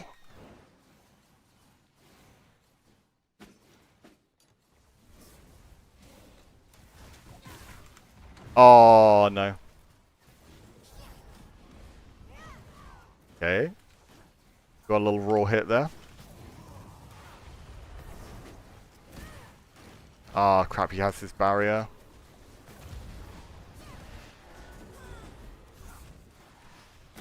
But, yeah, it's the unfortunate thing when people have, like, such high max health, it's so hard to deal perma damage. Like, see, even when I got, like, a critting Shadow Bolt on Seto was not enough damage on its own to deal perma damage.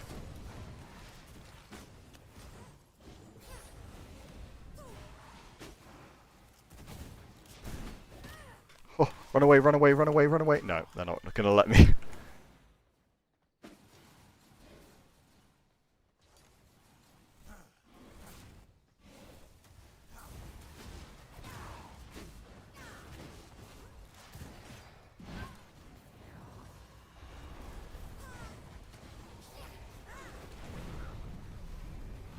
Okay, that's good damage off.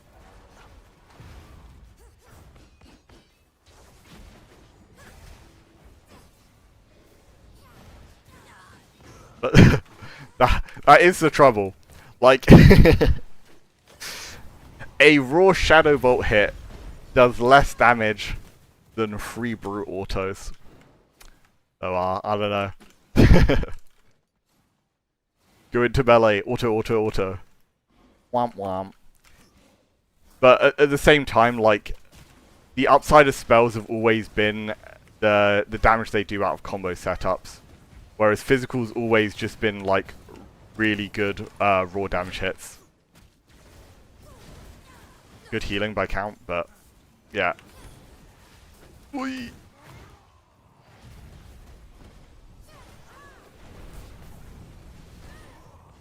Oh my, I die! It's not a brilliant matchup to play. Both of us, Draculan Scholar, squishy builds versus the tanky Brute. The dynamic you usually want in duos, it's really nice to have kind of like a frontline backline type deal. Having one person on something such as like Brute Rogue or like a double counter build in your front line, and then you play a like high damage Draculan in the back line, or a high damage like physical build in the back line. Like a very strong pairing. Wait, Counter's done so well versus Nemesis there. I think I do need to try and play like back way more. I think I was trying to go in a bit too much for the combos. You parried the Shadow Bolt. Game's ass, man. I hate that. Wow. Like, he parries the, I think it hit for like 67 for a raw Shadow Bolt hit.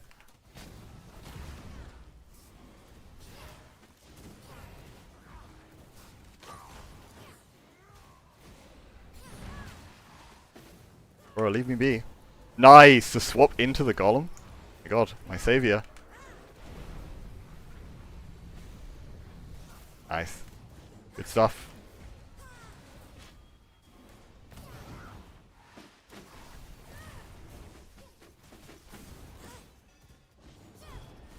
I don't have a way to get a proper hit off there.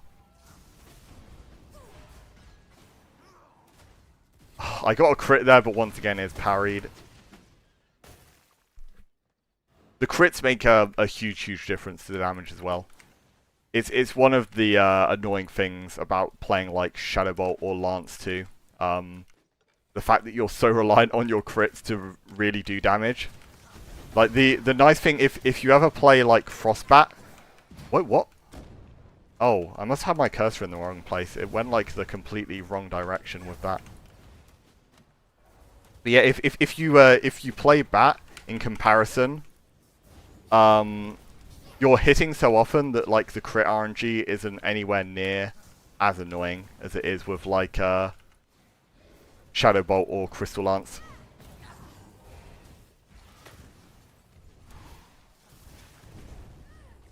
Nice.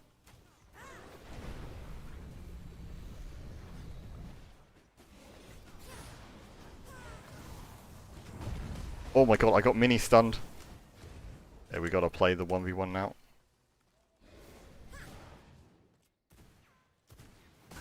Okay.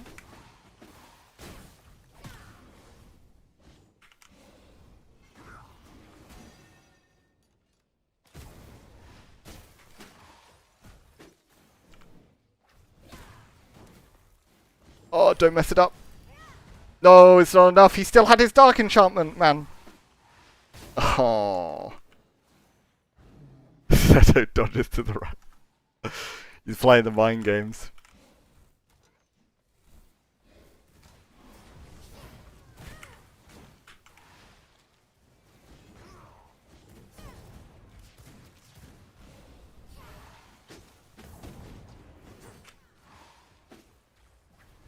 Oh no, I messed that up. Yeah, I've got no cooldowns left, I just die here. Oh, unless.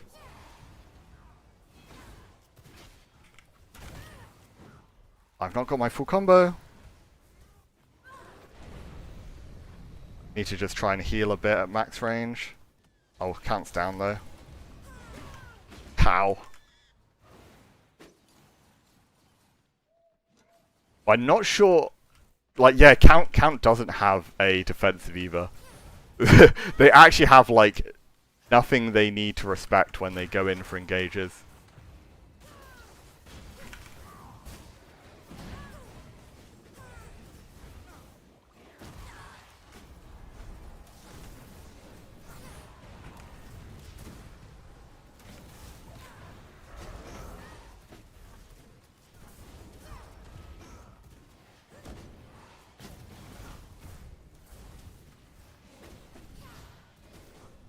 Ah.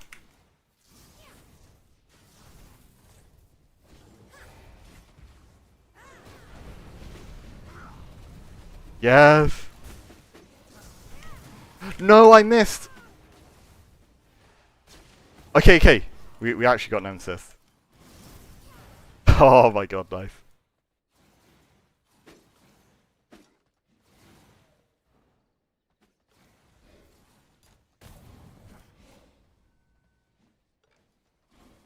Yeah, Cam has a lot more ways to survive than me when he's got polarity, so I need to kind of let him do his thing. Crap. I wasn't able to cross up his barrier.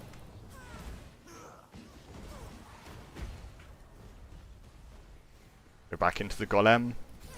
I appreciate his golems though, that's helped out a lot with me not dying immediately.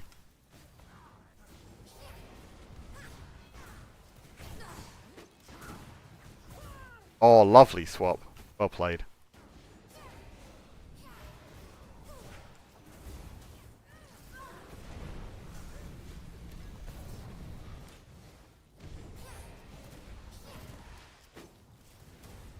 Oh. Oh my god. Count keeps saving me. I don't know how. Oh, and now I'm dead though. Less. Thank you, skeleton.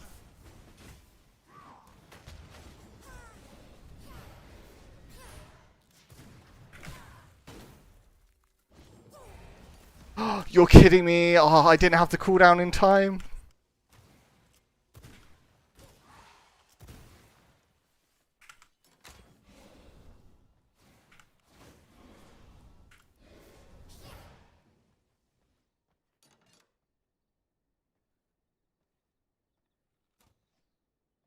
Cast your gaze.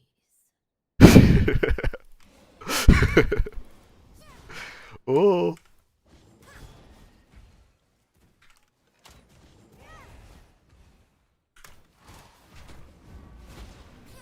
Yes, we got it.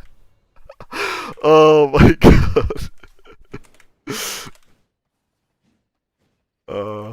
Classic.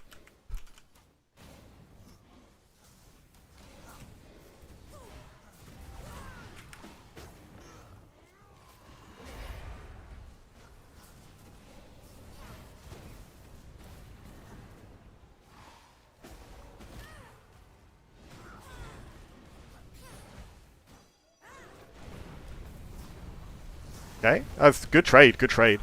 I like full heal count. I got the illusion clone hit on Seto. Oh, my bad.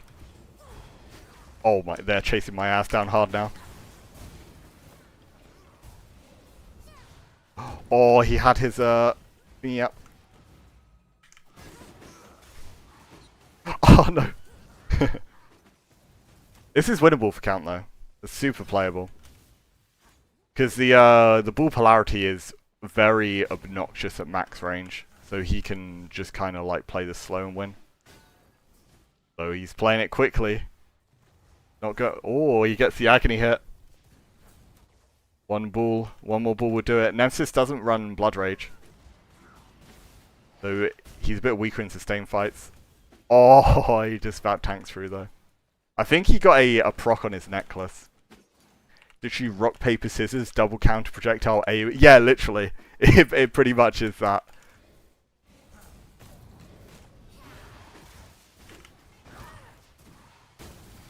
Because, honestly, I was playing against, Coin with this build, like, a little while ago. And that was when I was, like, first trying this combo. And Coin is, like, really good at, polarity shift. It's like, I'm sort of like 50-50-ish with him even on my best builds.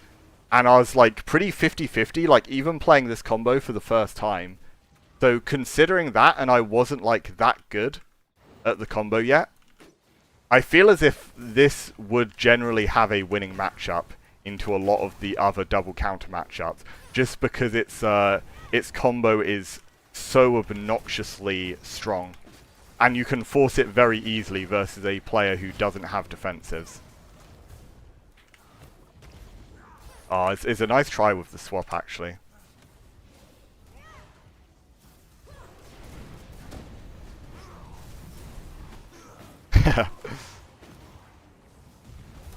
Yeah, he knows. Oh my god.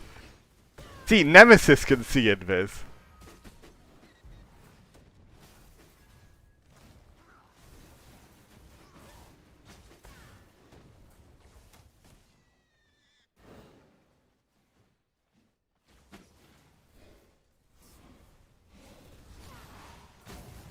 Oh, lovely swap again. Oh. They don't know.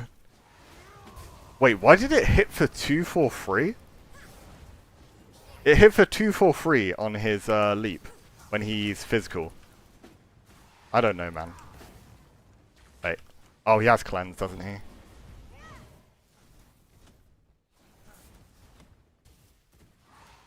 Wait, I need to try and get behind count here. No.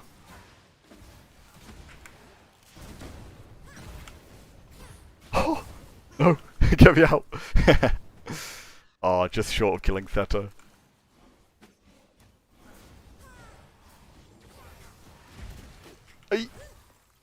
Ah. My slasher Q didn't go through in time. Yeah, I've got nothing for this. It's all you. Ow. Ow. Slap, slap, slap.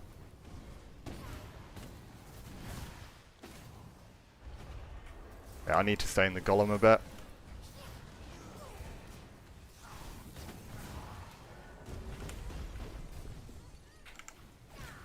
Get me out, Count! No!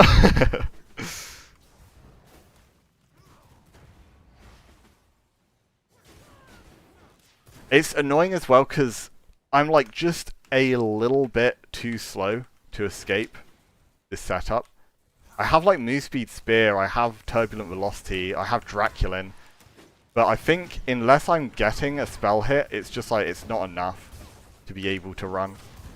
Like the brute builds are so fast. Ow, man. I don't know, I'm just getting run at. Oh. There's nothing else I can press there.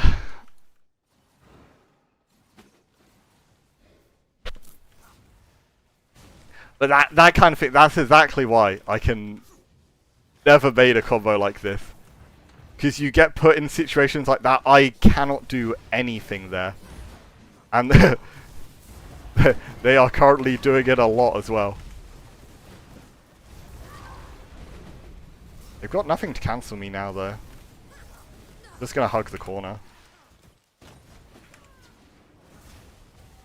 Ah, crap.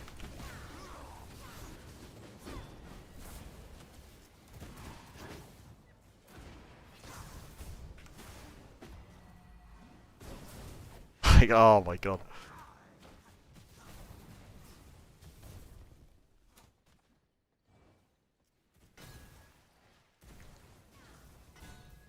Yeah, very much. They're adapting hard. Like these last few fights, they are just like hard going on me. And since I don't have great tools for keeping myself alive, I'm quite like reliant on Count for assisting me with that. But I can play this better. I just need to be like constantly S-keying, like actually non-stop. There we go. We got Seto. Because that's the thing as well. When you're like aggroing to chase someone, the teammate is able to put up a lot more pressure. Not only that, but there's a lot of builds that can do good damage whilst kiting away. I unfortunately don't have the best damage like whilst kiting. That's part of the reason why they're doing this. Because oh my god, my spells like struggle to do anything like under pressure. I've got a good health lead here. It's still not like super easy though.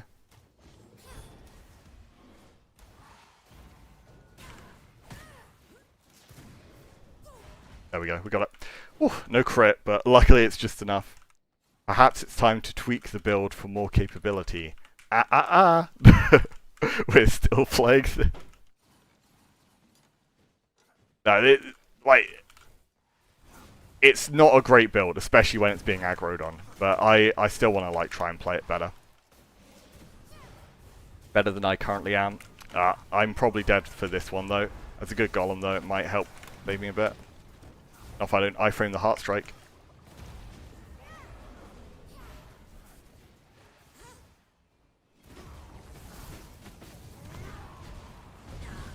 Crap. Oh, I get E'd. Missed it. Big. How?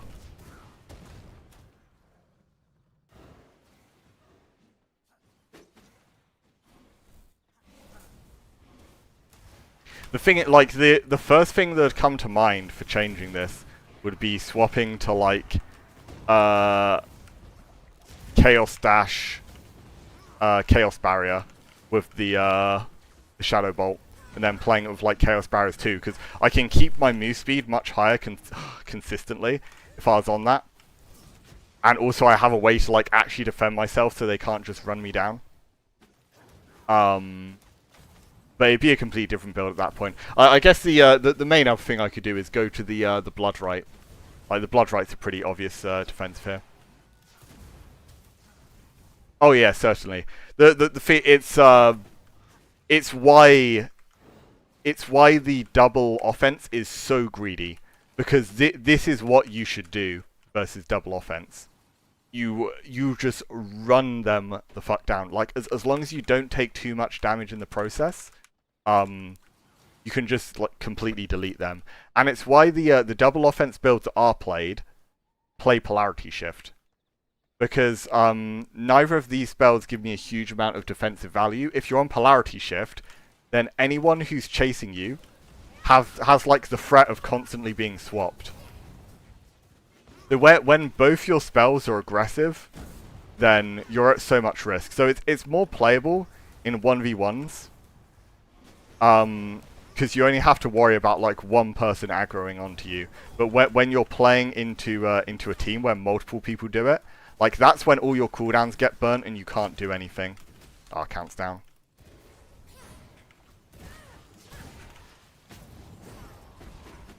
No, I don't have the move speed to get out there. Ouchie.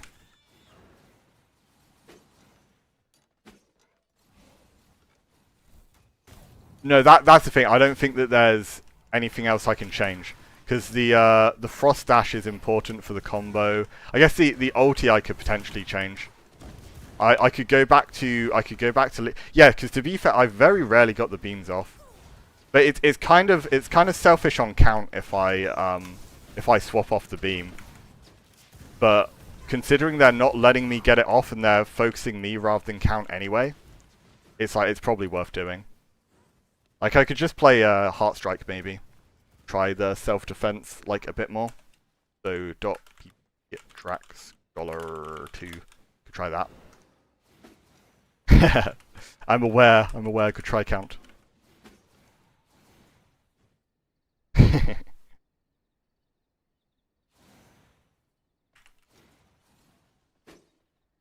Yeah, Frost Lance and Swarm's definitely a thing already.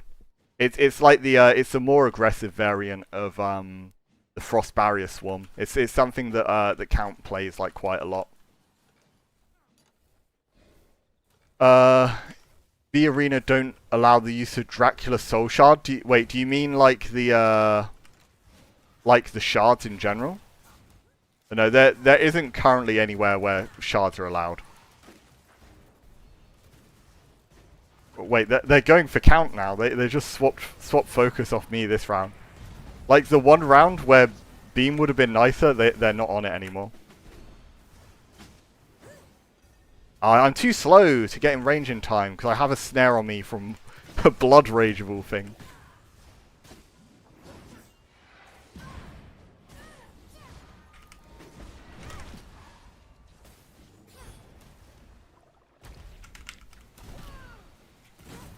I don't have it in time. Nah, it's too slow. Sad. That's so unfortunate. There's been a couple fights where he's just been like so lucky on the cooldown timings. Yeah, I get a double on next hit. If I get one more combo there, I potentially have lethal. Because I would have got like double carrying swarm into bolt. Their stream sniping. Yeah, you know it. As soon as I swap to it, they don't bother. Wait, he did not respect it at all there. Doesn't matter though. Like, holy shit, he gets hit by the combo, and because he's brute, he doesn't take max health damage. That is fucked up. Also because I didn't crit properly, but still.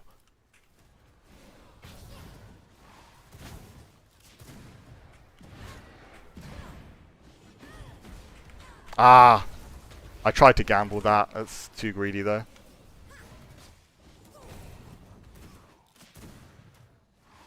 Counts down. No.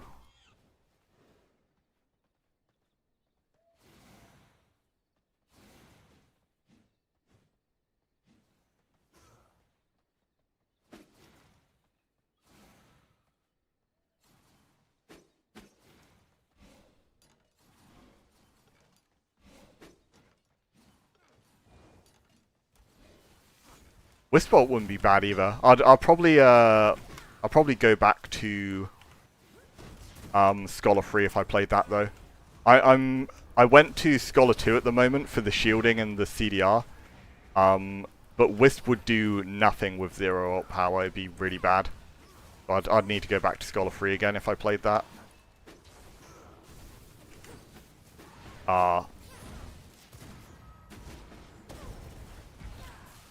Wait, that didn't hit him? He gets hit by 2 raw shadow bolts and takes that little... Holy shit, the spell's so ass.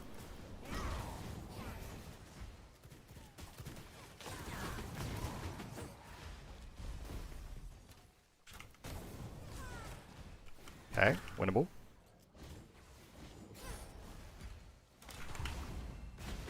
Oh my god. I can't help but like feel it's cheap though when that kind of thing happens. Like I just take 200 in a second from spear autos. Like if I live slightly longer there, I get the Veil auto into Macy, I potentially can kill from that.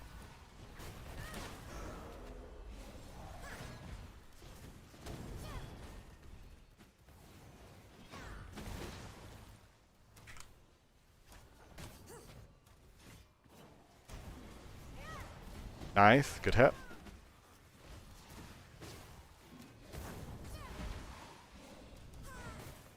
Oh, pretty nice damage so far. Gotta be careful still though.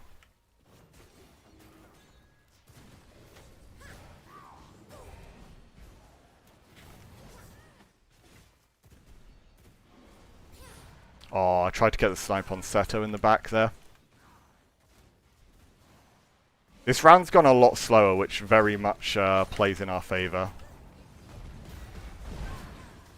Oh, I wanted to get that on Seto. If count goes down here, it's like really bad for me, so... Oh, crap. So bad.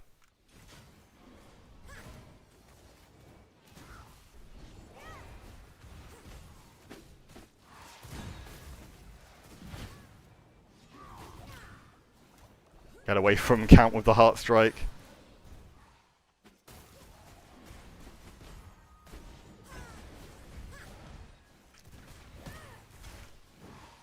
Oh, no. Please. Okay, thank God.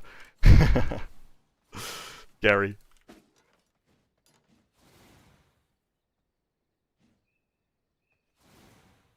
We get on the board.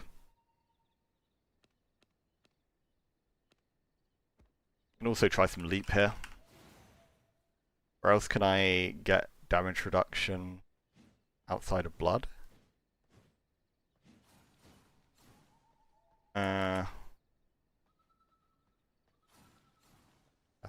Oh. Bastion got some.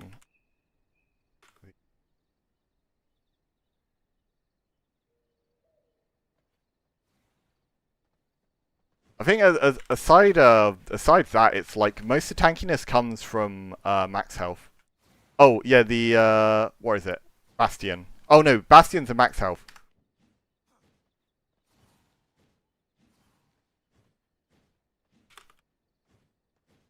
Bastion.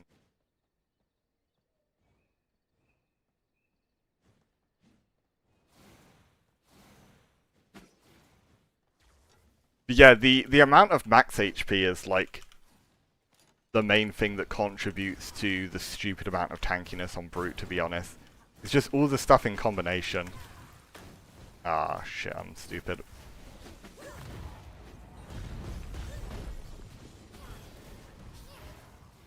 Oh. Is not going well for count.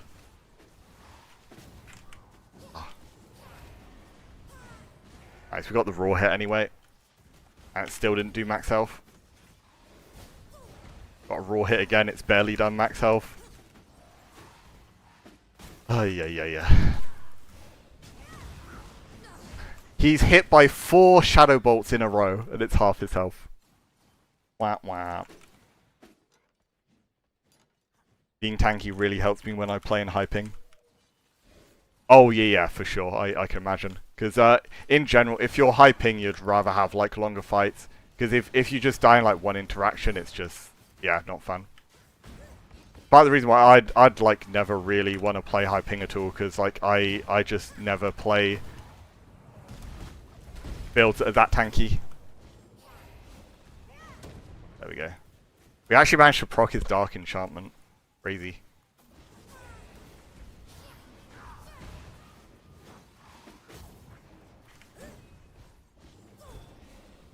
Oh my god. Oh, he had too much diminishing return on him at that point.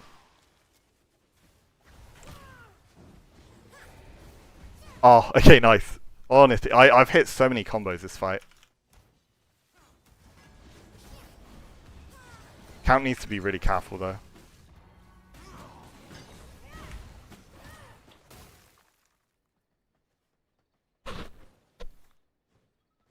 You have a lot of health here, why not use a Morning Star? Because I have to have a Frost Whip here. I have to have a Frost Whip so that I can actually get freezes. Without Frost Whip, I'm not able to get many Hand of Winter freezes. And the threat of that combo is one of the main things I've got going with this build. Relying on like raw hits alone really isn't enough. So like Morning Star is really, really strong. Unless you need a Frost Whip for freezing. That's like the main situation that makes it worse. Let's try and help out over here. Ah, shit. He still had his leap too. I need to try and play max range, but we're like so behind in health at this point. Yeah, we're so screwed.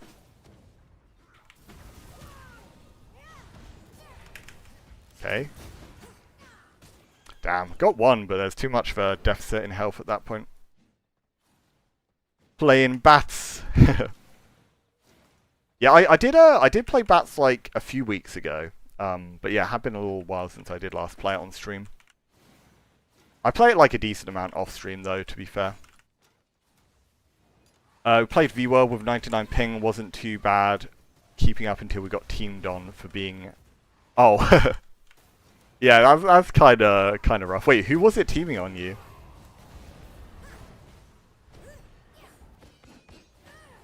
Aye.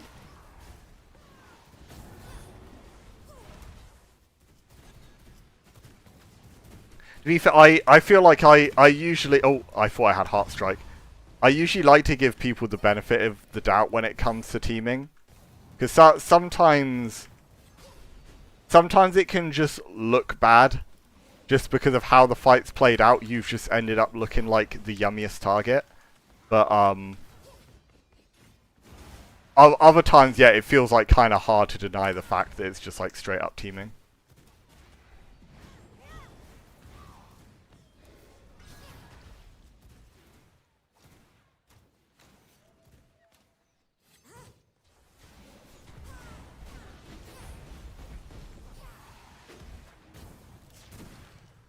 He doesn't know. Ow.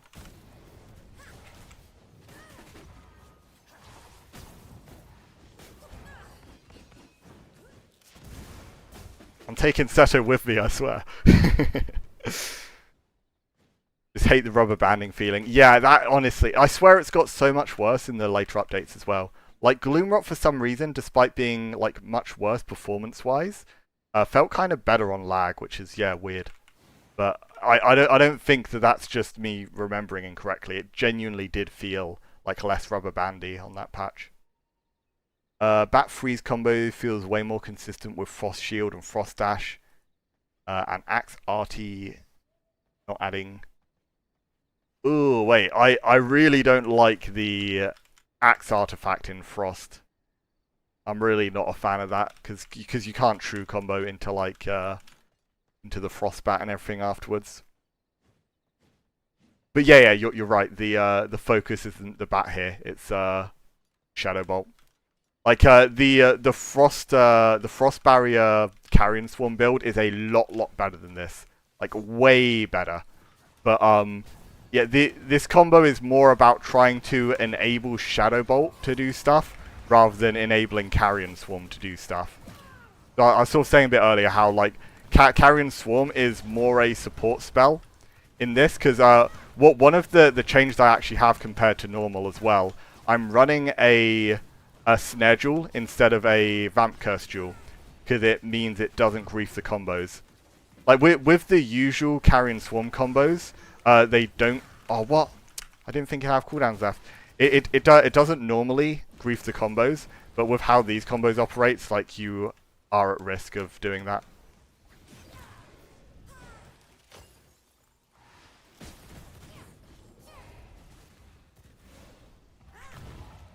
He probably still has his Q up, right?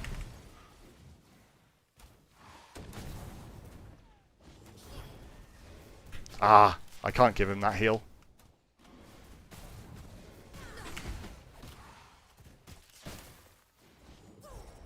Oh, there's no way!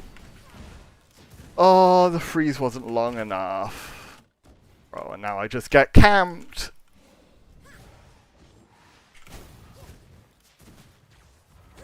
Oh.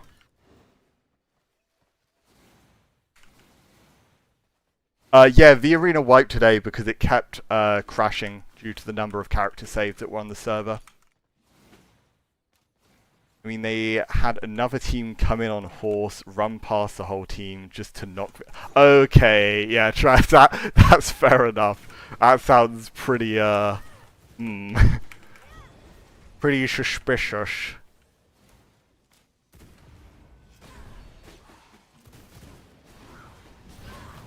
Bro, I could have just done that early. I'm so bad. Wait, what broke him out there? Didn't even see what broke the freeze.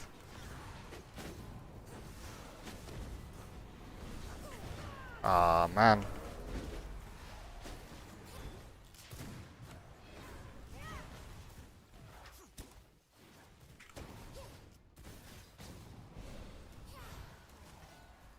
Oh. I don't think Nemesis has his counter right now. There you go. Big raw hit.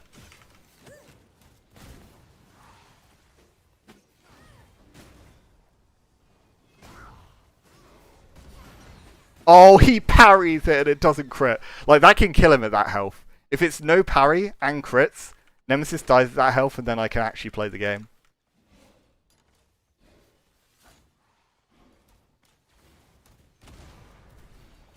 Does freeze time change? No. So it changes with diminishing returns and also potentially what you use for the freeze.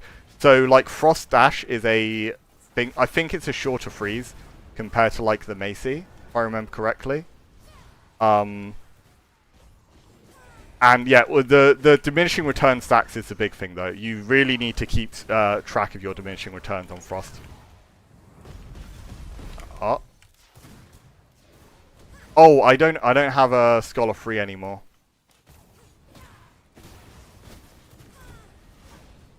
Oh no, he still had his dash up. GG. Yeah. Yeah, they're really running countdown in these last few rounds. Count using whip, what? Brute player when they eat every free stack DR to the max and out trade you fun times. Yeah, I can't lie, like 1v1s and arena on this current patch can be so frustrating. Because of like how fights can play out versus brutes. Because it's so common for that to be a thing. It's not even funny. That's why I've had so much fun with the Aftershock Chaos Barrier build, because I don't have to care about DR, and I'm healing so much that I can effectively be as tanky as a brute during fights. So it feels like I'm giving them like taste of their own medicine playing that build. It's nice to play something good for once.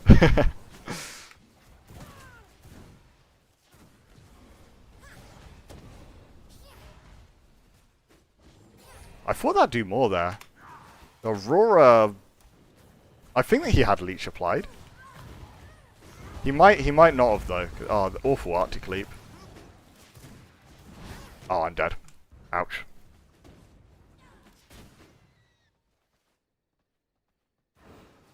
Melee build seems overtuned now. You proc a counter, you lose half HP. The thing is, Arena makes them look really broken because this is how they look at their best. Like, these builds are super strong Arena builds. Oh, what? There's no way that hits me. But the thing is, if we're talking open world, these builds are so expensive to get that they're nowhere near as good as they are in Arena. And even then, like, the fact that you have like health pots makes Blood Rage specifically a lot worse, and just overall how Scholar can play in like Mortium fights and raids gives it like a good advantage over Brute. If you asked an open world player about like the Brute builds, I'd be very surprised if many people said it is OP. Exactly, like yeah, you can get Bis Jewels.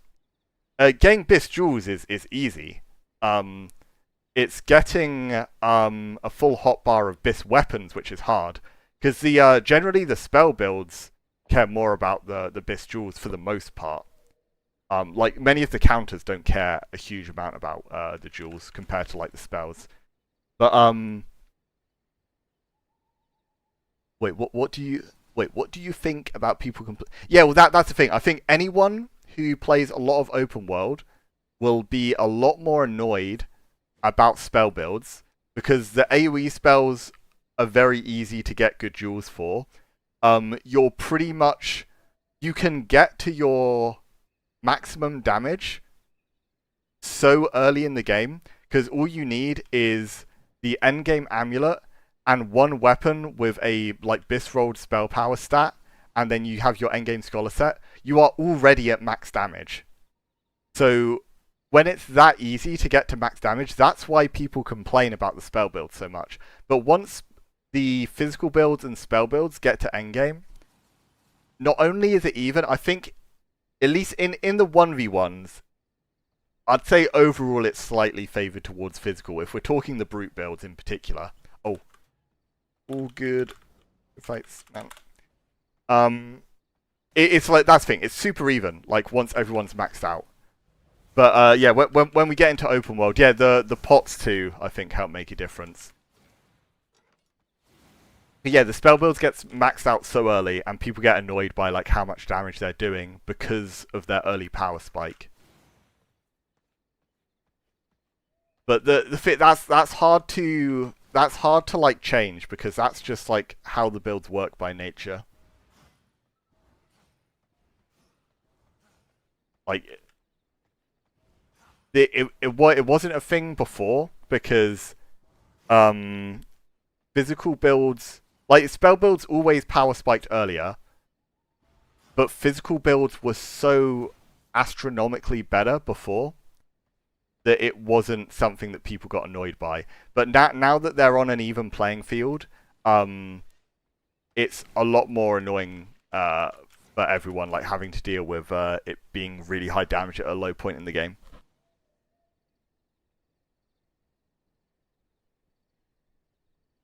Spell build is the bully adversary while the melee build is the growing protagonist. Yeah, exactly. Oh, that's a funny way to put it. Yeah, pretty much. And yeah, they really don't do much in prog. I think it's still fine to have fizz builds in prog on at least like 1 or 2 people.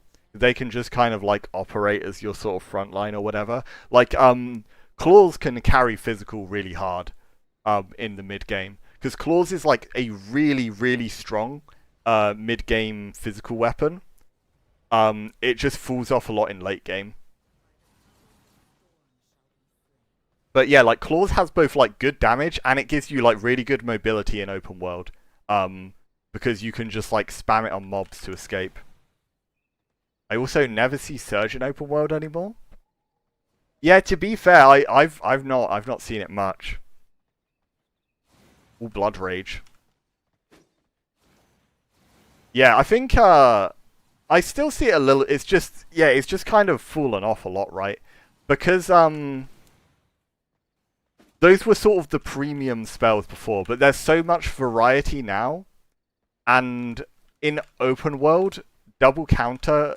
Once again, double counter once it gets to endgame is on an even playing field to Brute Rogue. Like when Brute Rogue has all its Bis stuff, it's like somewhat even. But double counter also power spikes a lot earlier. So that it makes that a bit more favourable too. And I mean also double counter gets so much bullshit when there's mobs around on Mortium event. Because even though the ghosts help with proccing counters, when you have mobs around as well, it's a big difference maker. Oh wait, I was playing against Send Help last night on this build. I was giving it a little bit of a try off stream. Okay, I cancelled just in time there. Oh, nearly. It's unfair, he's had practice against it.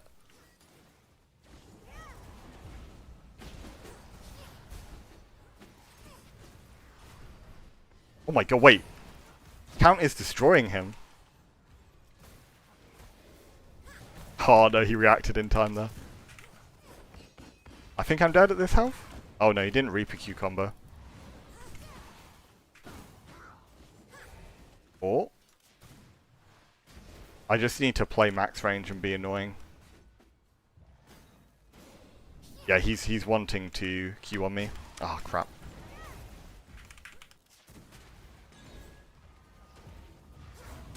Ah, I didn't have dash yet. Sorry, Count. It's fine, he wins these. Count Emmett taking Nemesis lunch money. Yep. This build's scary actually. I was playing a bit against him on it the other day. The Unholy Chains and oh my god. Because he plays a chains that doesn't have the damage over time, it has the max end hit. Which is so scary when you do get hit by it. I missed a max speed rogue with green Ami. Yeah. Oh god. The thing you can still move like so fast. Like move speed's weaker than it was before, especially because it is a really good change actually, where it's no longer tied to shapeshift speed. So there was something Chipster was trying actually of taking he didn't have... Actually, I think he had okay regular move speed, but he had mostly invested into shapeshift speed as much as possible.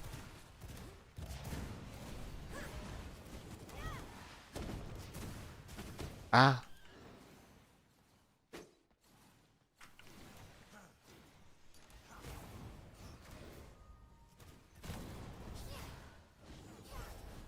But I heard someone say Draculan Blood breaks the move speed cap, which because I know there's like in combat effects are able to break caps, but for some reason I thought move speed worked differently. I'd heard from someone, but I'd also heard that Draculan does break it, so I don't know. Bro, I'm so bad. Oh my god. Oh. I did a Macy there because the Twin Blade was about to pull him back. If that had got the pull in, then ooh, I could have got the freeze combo. Bro, how'd I swapped by accident. Zooming around the map, Mach 1. Yeah.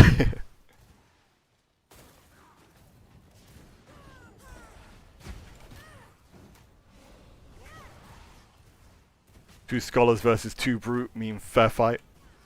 It is if I wasn't playing this, but like my best matchups on this build are the other squishy double offense builds. So when both their builds are the tanky frontline builds, it is not ideal. But if they were playing like a sort of frontline backline type comp, then my spells feel a lot nicer then. He tries to dash in here, right? No. Oh no, count is not looking good.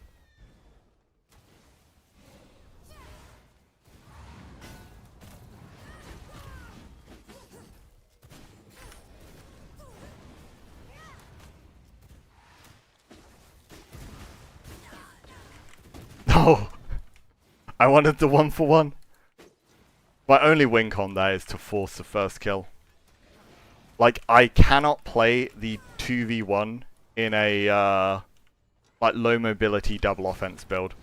You can play an extended 2v1 if you have the mobility for it or the defense for it. But if you're a highly aggressive build, you need to try and force the first kill to make the situation even slightly playable. Nice, I got the raw hit there. We've got good health lead so far. Flash a Q out. Go for the raw hits on Nemesis here. 2 back-to-back, pretty nice.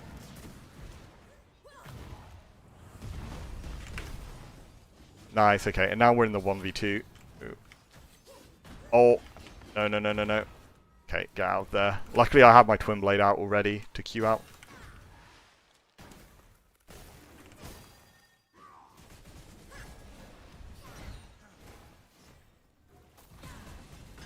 Yes. The worst thing I could have done there was proc his Blood Right to make him immaterial during Count's chains. So that's why I do Sword Q to finish out the combo. It means he could have dashed out, but if he chose to be greedy and get the counter proc, then the situation that just happened played out instead. Oh wait, there we go. We get full combo here.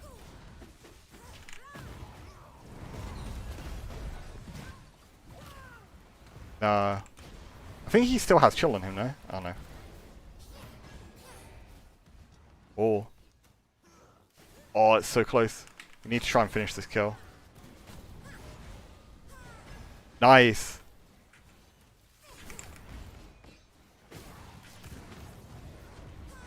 Nice. Okay. Oh, I gotta play the ones now though.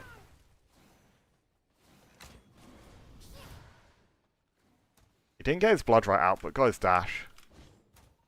Try and bait that out. Okay. A bit of poke.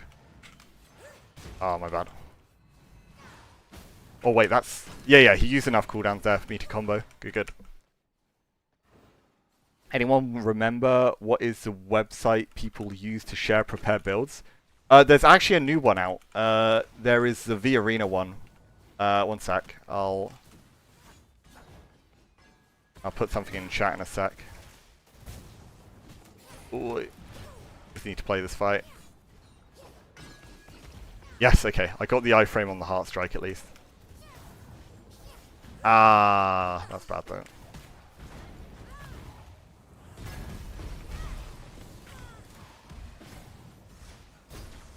I'm dead. Yeah, one sec. VARENA.com.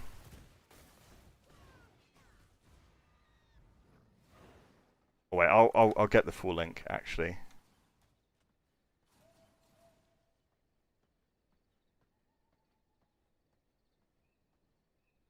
There we go.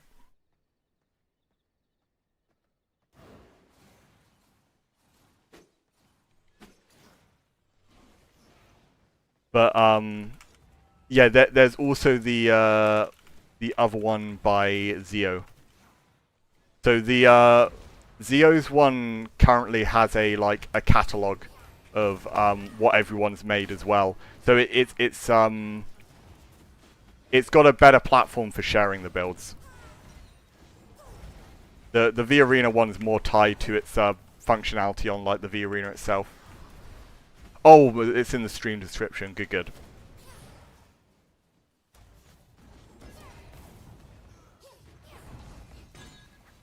Oh, what's happened to Nemesis? He's got bullied.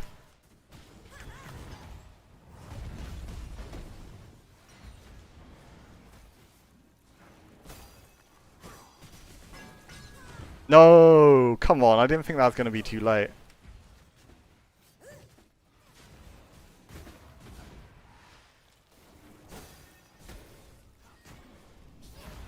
Nice, okay. Perfect timing. God, this is such a horrible pair of builds to play the 1v2 against. Oh, that said... Oh shit, okay. Gotta play well now. Nice, nice, nice. Luckily we got a decent amount of kill lead there. Or damage lead, I mean. Hey Uba, doing good, thank you. Going alright, we've mostly been playing 2v2s with Nemesis and co. Oh, I got lucky. He released his counter early there. Oh, Nemesis is streaming as well at the moment on Twitch. Usually he's live like a little before me, but I think he was a bit later than normal today, and I was a bit like earlier than normal. Oh, he iframed the second one.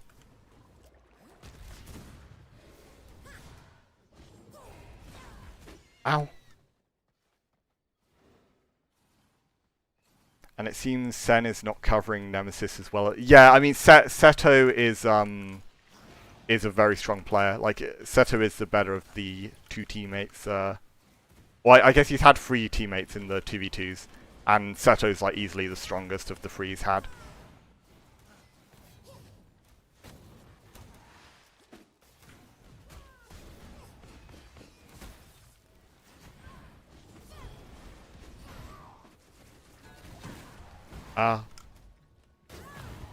Okay.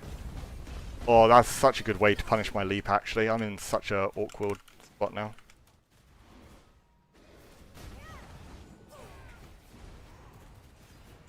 Need to try and help count a bit, but nah, he's so dead. Astro, you get put in that spot, no cooldowns left, versus the Brute, and GG. How? Wait one sec. I'll find his Twitch. Here we go. Yeah, that's Nemesis' stream. Give him a follow.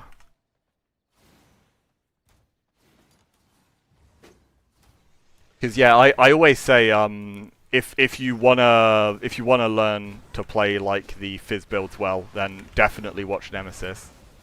Because in my opinion, he's like the best player on them. Like Pancake's good too, and Pancake won the tournament.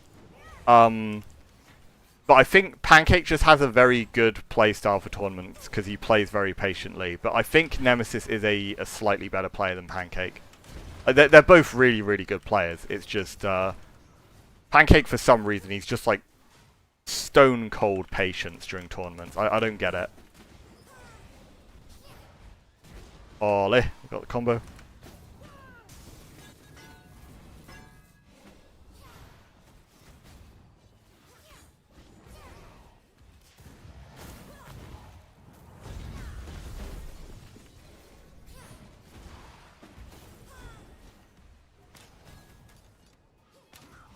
Careful, count, don't go in. Holy, so aggressive.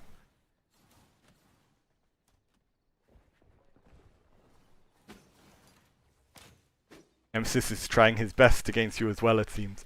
Yeah, I mean, I've got like quite a strong duo, to be fair. Count is a very good player who, yeah, has similar-ish playstyle to me.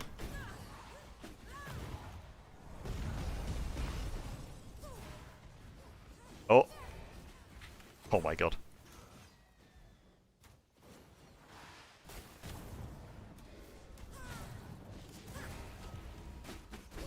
Yeah, me and Count, it's like it's a funny pairing to have together, same team. We don't have like good playstyles for playing like a 2v2 duo though. Like there's gonna potentially be like big pop-off kill rounds, but it's like a super volatile composition to have. Just like 2 really squishy like damage dealing builds. It's like not a brilliant pairing. So having pairings like me plus Nemesis or Count plus like Pancake would be like a really good comp to have together.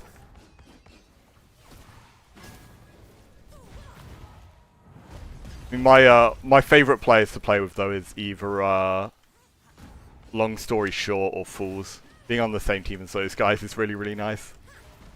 With Fools, it's mostly because I've like played with him quite a lot as well. With Long Story Short, I played with him a decent amount, but also he's just like a stupidly good player. He doesn't play as much at the moment. But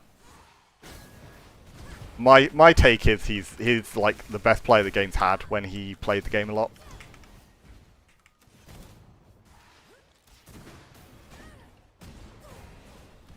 Whee! Oh, winnable, playable. He just used his counter though as soon as I Yeah, he's just not gonna bite. He knows he only has to dodge the Macy there, and he's fine. Who's the best Scholar player or mage? I think it's between... I mean, the players that come to mind, it'd be like me, Petit Fleur, and Count Dicula are like the main three, like, mage players who like play Arena a lot anyway. Because the three of us have been playing mage builds for like a very long time. Ironically though, before like Fizz builds properly became a thing, Count was one of the first people to play physical build in tournament. And then as soon as physical became meta, he like stopped playing it and went to play spell builds. I think he's always sort of liked being a an off-meta player. Ah. Ow. Dark Enchantment, no!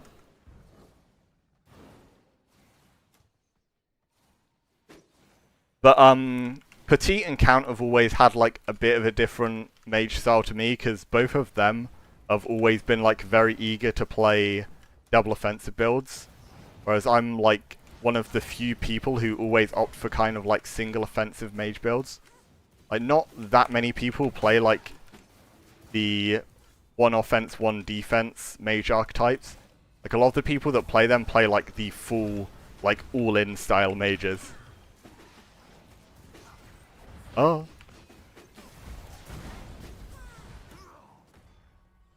Oh, also, I didn't even think about the fact that Amal is actually, like, a ridiculously good mage player. So I think that there's a good argument for him being the best.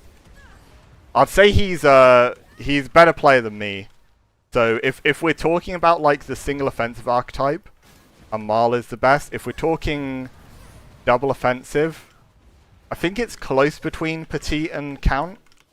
I'd say Count's probably the better player, but I've tended to have, like, more issues playing against Petit than Count.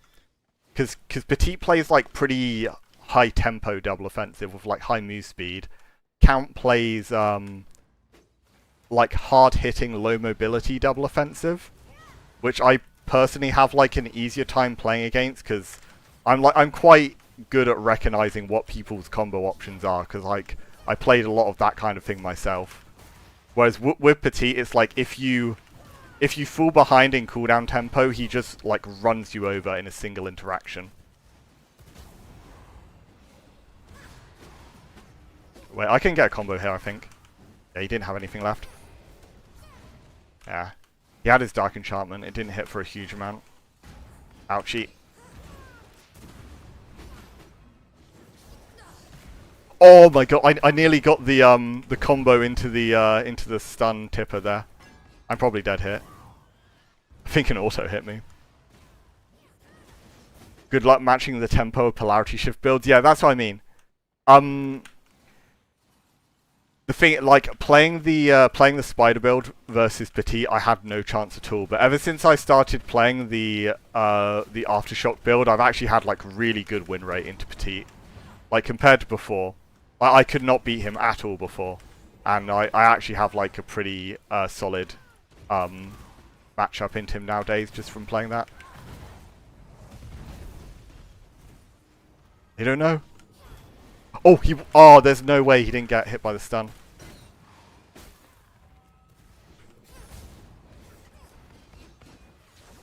Nah, I shouldn't use Pistoly there. I need to just eat the damage if it comes.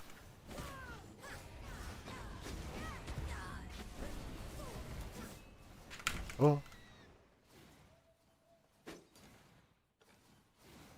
Yeah, from playing Polarity Shift a bit myself, like, it's just absurd, like, how many cooldowns I feel like I have available. I, like, always have an answer.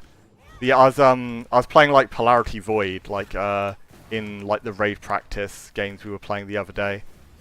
And I felt like I could do whatever I wanted with no consequences. Especially 1vx. Polarity Shift 1vx is the most absurd thing ever.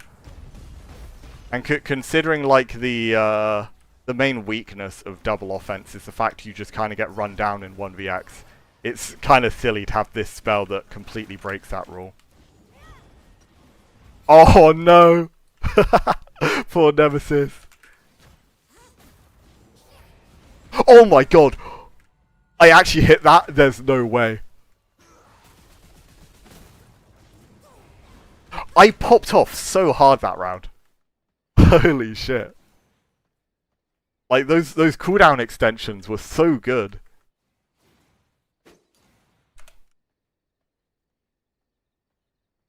Because, yeah, I couldn't think of another way to extend that combo. I just thought, oh, I'll try, like, the Swordy into Carrion Swarm. But getting the timing on that's so difficult. Because I don't think you can launch it straight away. I kind of, like, delayed it a little bit. I need to try and, like, test the timing on that a bit more, though, because it has got, like, a lot of potential. The thing is, you want to use that more than you would want to use Axie, because Axes share its diminishing returns with the stuns of Carrion Swarm. So you don't want to do like Carrion Swarm, Axie, like Carrion Swarm, because it just completely griefs your stun and in-cap DR. So if you can get the timing down on like Carrion Swarm, Swordy, like Carrion Swarm or something like that, then it'd be much better.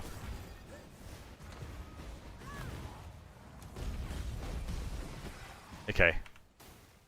Nice. Oh, what? It didn't hit him for anything. Oh, that's so sad that it only hit him for that amount. Yes, Count didn't get a crit there. I've been getting crits on my stuff, at least. Not on that one. Ignore that one. It's playable if I can get a raw Shadow Bolt there.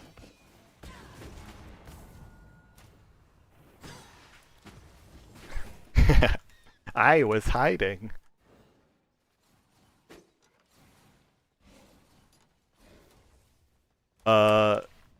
Gain doesn't change it anymore, but it's own set. At least.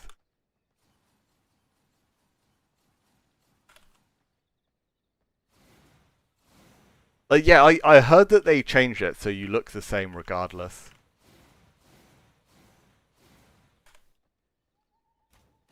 Good hide cape. So, yeah.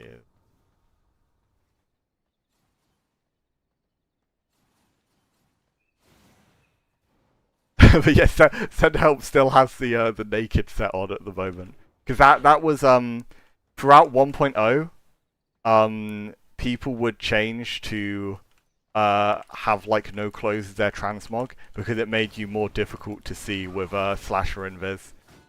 But as far as I know nowadays, it doesn't make a difference, is what I heard. Okay, now he wasn't letting me hit him with. Oh my god, Count, what happened to you, sir?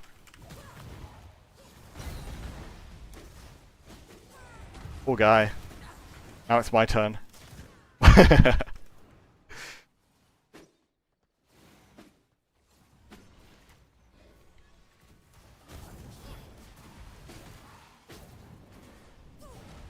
Okay, I couldn't get a Carrion Swarm there, but getting the Shadow Bolt at least is fine. So I dash into Count's thing there to kind of keep me safe for a second. I didn't like the idea of being left outside of that.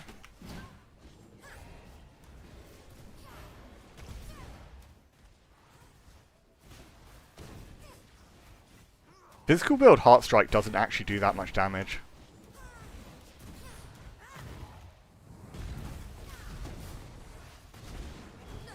Oh. Ah. Oh.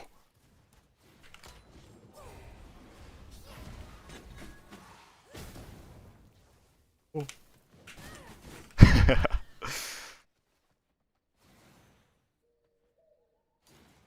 Dodge everything. My entire ult on Send Help did.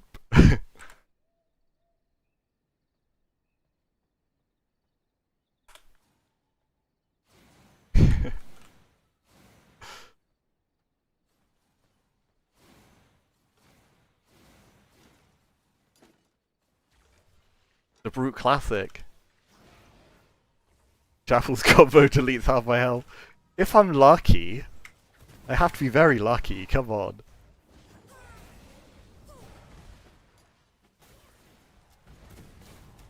But, yeah, to be... it's like, it's a dangerous game to be too kind of, like, negative about the amount of damage that the, spellcaster combos do. Because sometimes I see people being, like, super pessimistic about, like, how much it does. I mean, myself included, sometimes. Like, how much it hits Brute for in particular. But it is a balancing act. Because it's like, it's hard to have people not get one-shot, but also have it feel like the damage is relevant. It's like such a fine balance, especially when you have a mix of, like, tanks and damage dealers.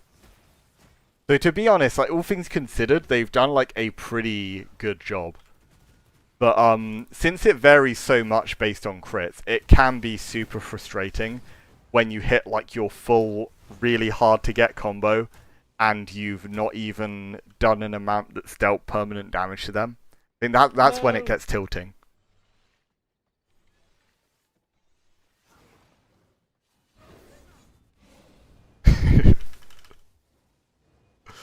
I'll help you count. Oh dear. Oh, good dodges. No. Yeah, it's so hard to for Count to win that. When it gets to like last hit, he has to play like max range. Not easy.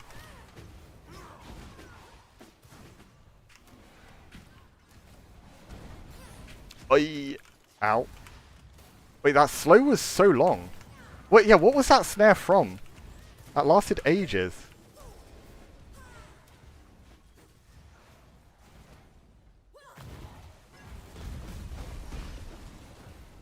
Oh no, Count is dead. Whee!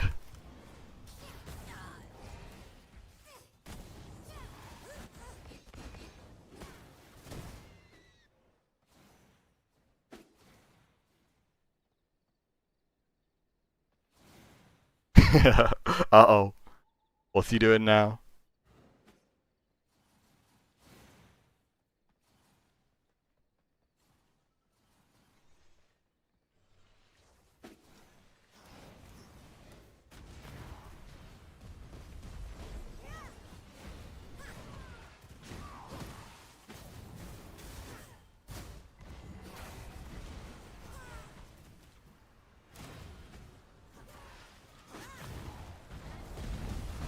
Oh, no, you got me. Oh. I don't have my Shadow Bolt, sadly. Yeah. Oh my god, well played.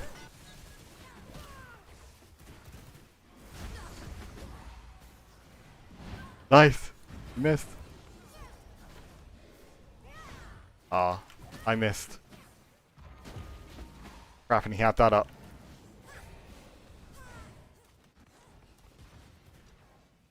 Oh. Goodbye.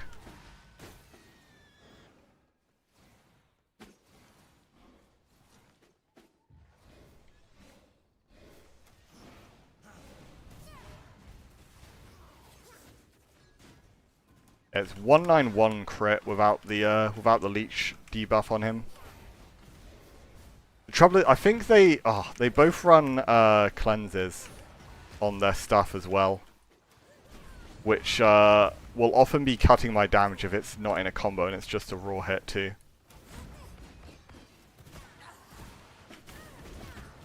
Oi. We did no damage.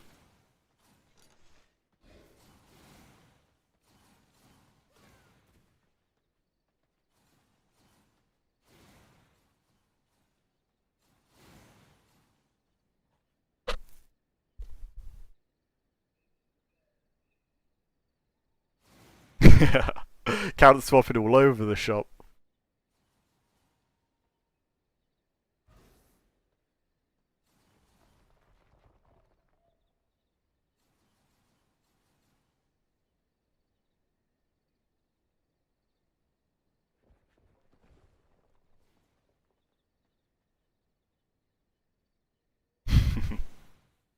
He needs more damage. More.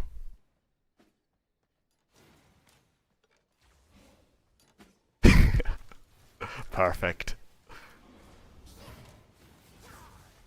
Oh, okay. Send help on the Frost build now. That's a lot more manageable for me though. I like Frost, like so much of its strength is a like matchup check. It's like if you know how to avoid the Frost combos, it is much easier to play against it.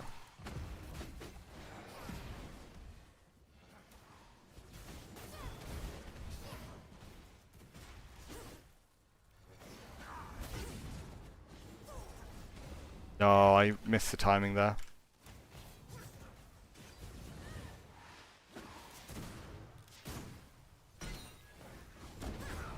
Oh, I see what build he's on now. Oh wait, shit. No, don't make me play the 1v1. Yes. Okay. I got scary.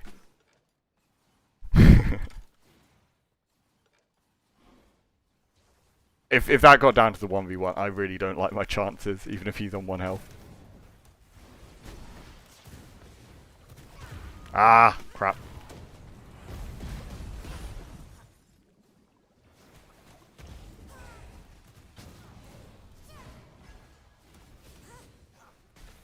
Oh, my bad, my bad. He would have got way more damage if I let him do his thing rather than throwing the twin blade there.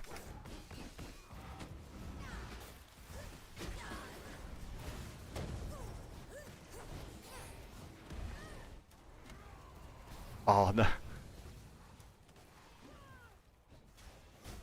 Nemesis has got such a good eye for the invis though. Oh, I actually stood still there as well and he saw me.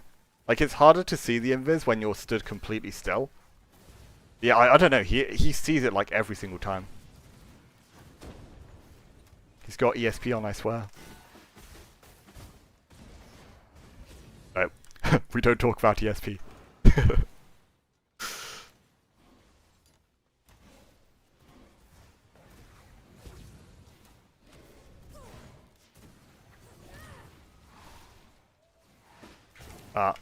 Okay, I need to ult here to avoid the freeze combo.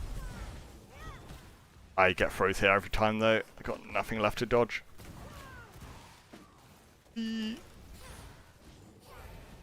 Count, I need help. Oh, Count's not doing too hot either. Oh no. Let me out.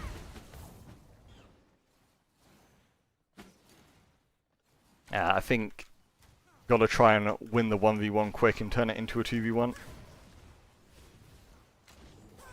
Like, I think it's a lot easier to play these fights as 2 1v1s than it is to play together. Like, partly because it's like hard to not grief each other's combos, but also because both our builds do a lot better if we're not like mega pressured on our cooldowns by 2 people. You see there, because Count gets to play as 1v1 with Nemesis, while I 1v1 send help. It's just much easier for me to, or for us both to play the game. Because neither of us are getting focused. Hello, I'm new to the game. Could you give me some tips to get better at PvP? It sort of depends what kind of spot you're out, but I think getting used early to doing the swaps is like a good habit to get into if you want to sort of get to a high level in the PvP. Because the biggest difference maker between sort of like new players and the stronger players is how like comfortable they are at doing their swaps. Because a good way to think about this game, it's a bit like a fighting game, but the options you have are tied behind different weapons. So it's like the more weapon swaps you can do, the more options you have available. And I think a good foundation to get used to for that is, what's it called? Spear, slashers, and pistols. Getting used to swapping between those 3. Because slashers has an iframe on its Q, pistols has an iframe on its E, and spear is the main thing you're using for your auto attacks. And the 2 weapons with iframes are really important because it's basically what like all your dodges are from the iframes, including your dash, of course.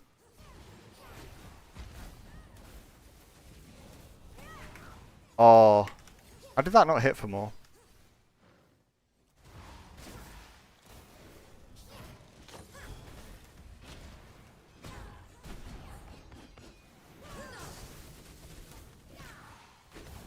Oh.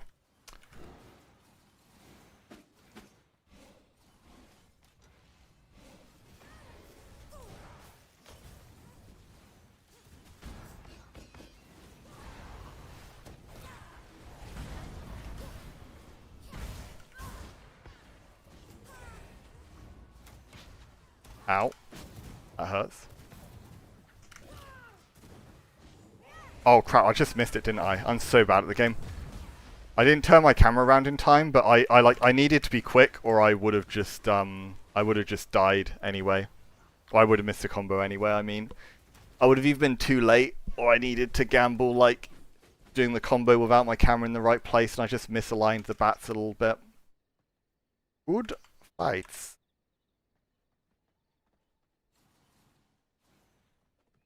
Yeah. Cool nemesis.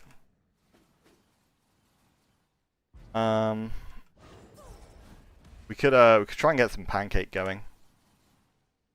Yeah.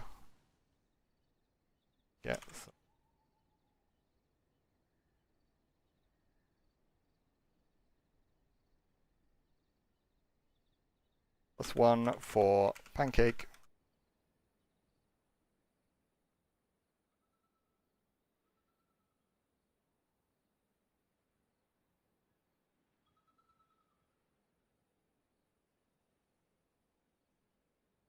No! Where is everyone? No one wants a Pancake.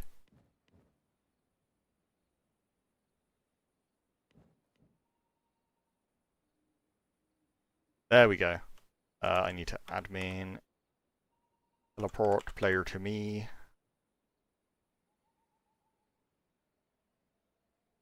Real.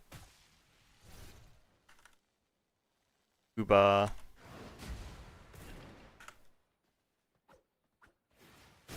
New. Sovereign. Oh, here we go. Got loads of people coming in now. Oh, Thera, yeah, hop online. Send help. Hi, Oppa. Yo. Hi, new. Hello. How are Hello. you? Yeah, good, thank you. You? I'm good. Thank you. Yo. Hey, yeah.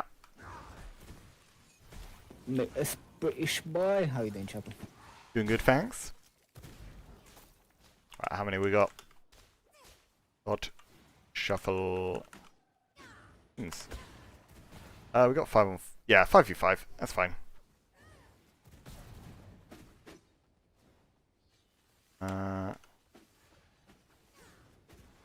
Yo.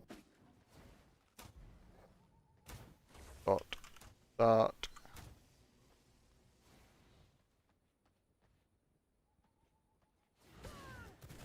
Oh, someone already started it. Oh, I think Spineless has commands as well. Oh wait. Oh crap. Sorry. Well, you can jump in for Easy next going, one boys, if. let's No, I'll finish it off quickly. I swear. Oh, so I didn't realize you weren't in yet though, Sarah. Yo, Nemesis. GG's today.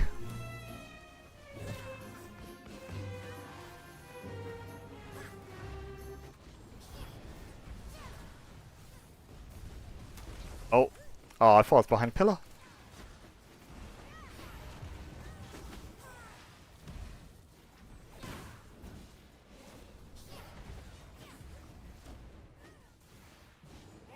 Oh.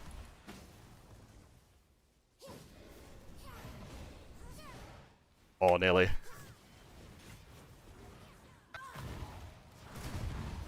Oh my god, big combo.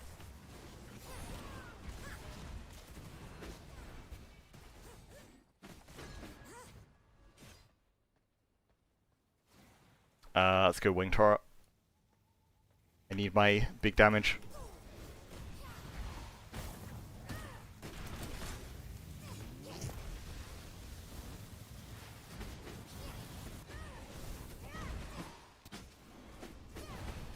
I wonder if Leech actually gets applied to this thing, because I lose a lot of damage if it doesn't.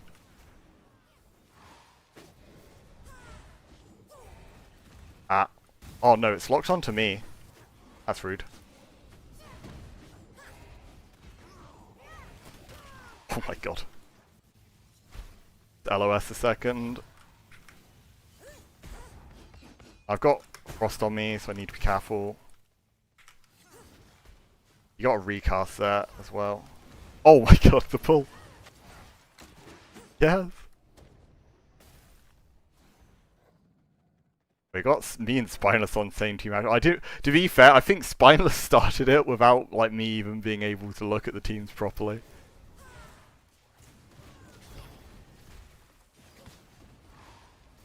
But we may be on a bit of an unbalanced one, I'm not sure. Still early on. Can't say too early. We won first fight, it doesn't necessarily mean the teams are always unbalanced though. Uh-oh. Oh no, I'm getting run down. Not got ulti quite yet. Oh, I'm so dead.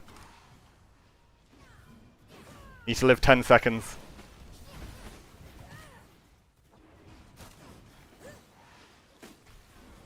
Please, 3 seconds. Ah!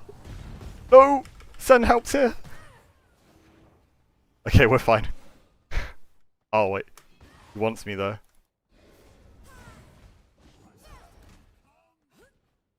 Okay, I think I'm out finally. God, it's so weird seeing the inventory this empty now. Please, leave me be.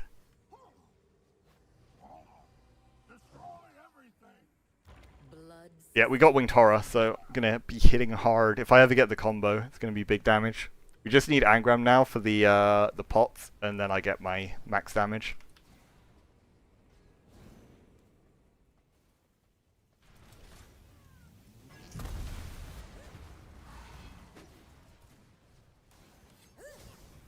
Oh wait, that's the double offensive combo, I think. Oh, never mind, it's not double offense. Olé. They're going aggro, look at that.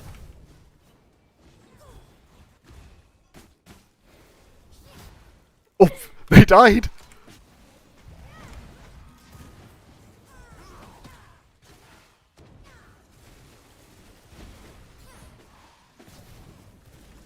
I think I'm dead though.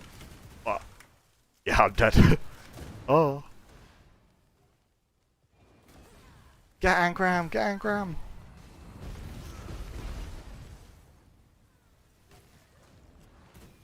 Oh, it's a fight over shard again. Well, I'm not up yet, I'm afraid. It makes it more more interesting if it's one shard a piece though. This mode gets so snowbally if you get double shards and the Angram buffs and they have nothing.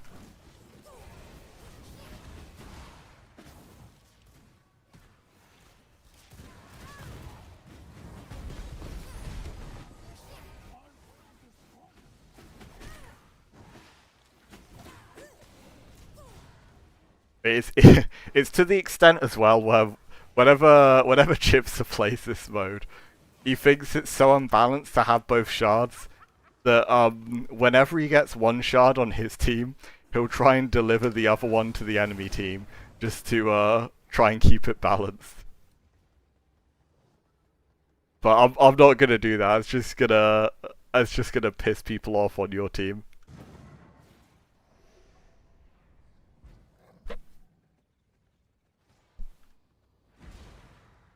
But yeah, at the same time, it's pretty annoying in this mode to be on the receiving end of like how significant the stat difference is. Big damage.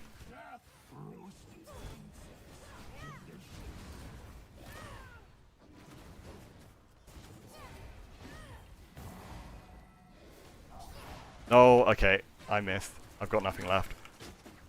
Save me. Oh, and I I triggered his No, he knew. I tried to like DM that. Oh no. No ulti as well. Ulti is like my only out at that point. What is the key to playing a Chipsa kind of build? You need a lobotomy to play a Chipsa build. To be fair, a lot of the ones Chipsa plays are like pretty odd play styles. Because I think that's the thing as well. It's like the Chipsa builds are just such a weird archetype a lot of the time. Like and they're completely different to each other too. Like that man is frying his brain, like swapping his hotbar and stuff all the time. He's swapping like playstyle all the time. But I don't know how he does it, to be honest. I play like a lot of variety of stuff, but I typically gravitate more towards the things with like the spellcaster playstyle, where the ones that he does just completely swap up playstyle every time. Yeah, like ultimately, like Chips has got like very good awareness of like how to play the game in different ways. That's like the main thing it comes down to. Oh, I need to dodge that. Ah. But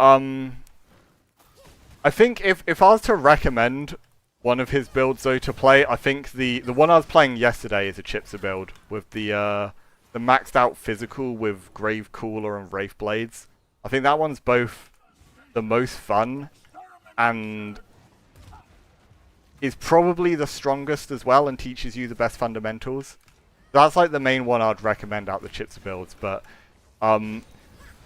the main thing you have to accept with that one is you've not got attack speed. You've not got much move speed. If you make a mistake, you're probably gonna die. You have to rely on the fact that... I mean, Chipsa plays it with Frost Barrier as well, which helps. You have to rely on the fact you have Frost Barrier and Mistrance to keep you alive.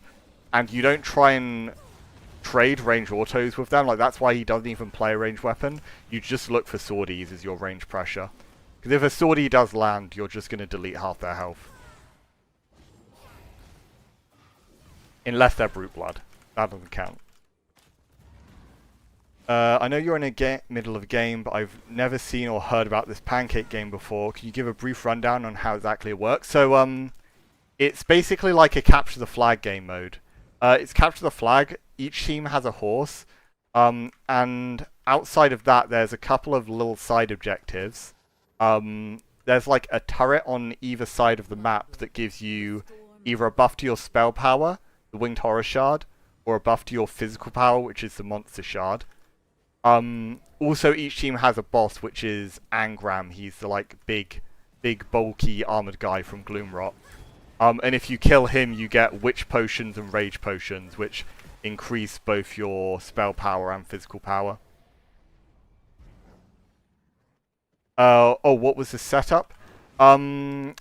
If you look on the VODs from yesterday, it's like the exact thing I'm playing yesterday. It's like it's Dreadset, Red Amulet. Your main weapons are Wraith Blades and Grave Cooler that both have physical power and both physical crit stats on them. And pretty much the idea of the setup, you are able to max out every single physical damage stat possible except for attack speed, which you have 0 of.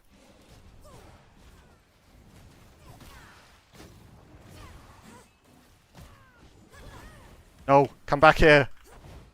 Whee!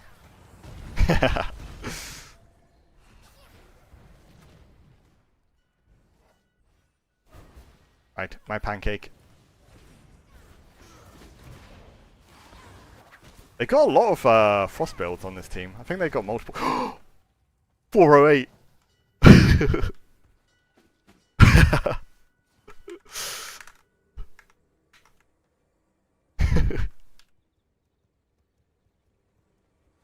Yeah, that one hit hard.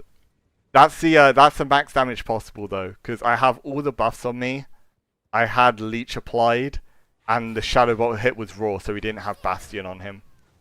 So 408 is like the biggest hit I can get with that. Unless he had like Condemn debuff too.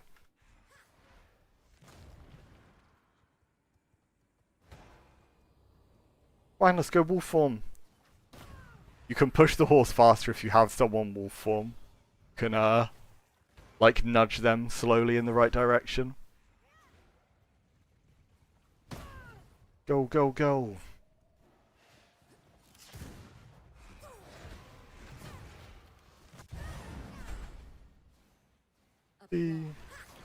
Easy.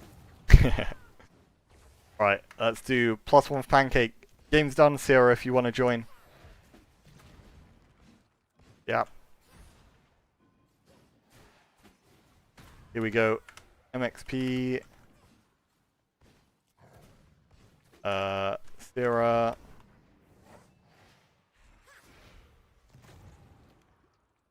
Melinda. RW. Tech turret. Oh, got another. Orculus. See how the numbers are looking. Oh, 2 more. Well, there's gonna be a lot. Esponsai. Gordico.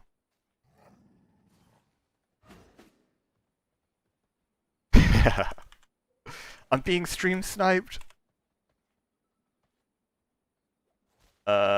Need Uno Mass Pancake. That's one. One more for Pancake. Join, join, join. Oh, there we are. Master Fang with 212 ping. Yeah. Hey, dot. Shuffle.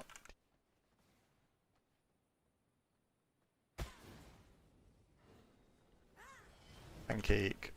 Oh. I'm just gonna start it. We got a lot already. One. Apple. MXP. Story Ruiner.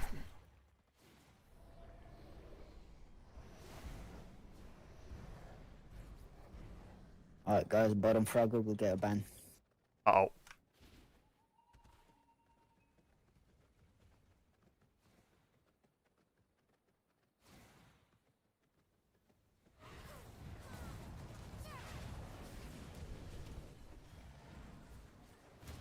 Boing. We got a combo. Yippee.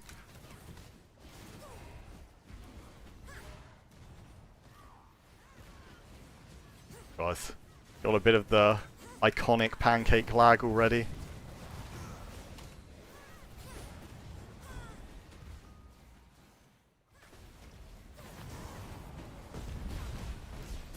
Wait, where's he gone? Oh, he's over there. I had no idea which direction he went. Get a little health potion quick for...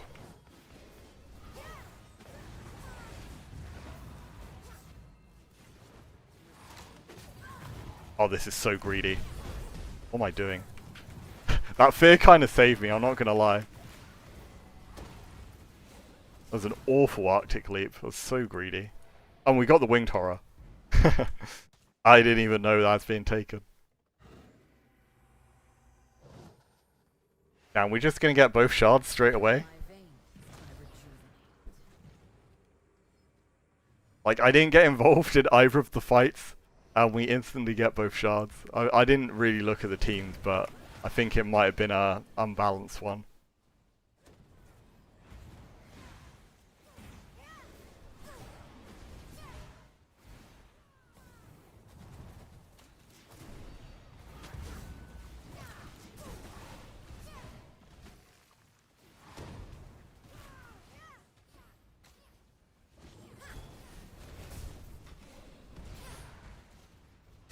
Big hit.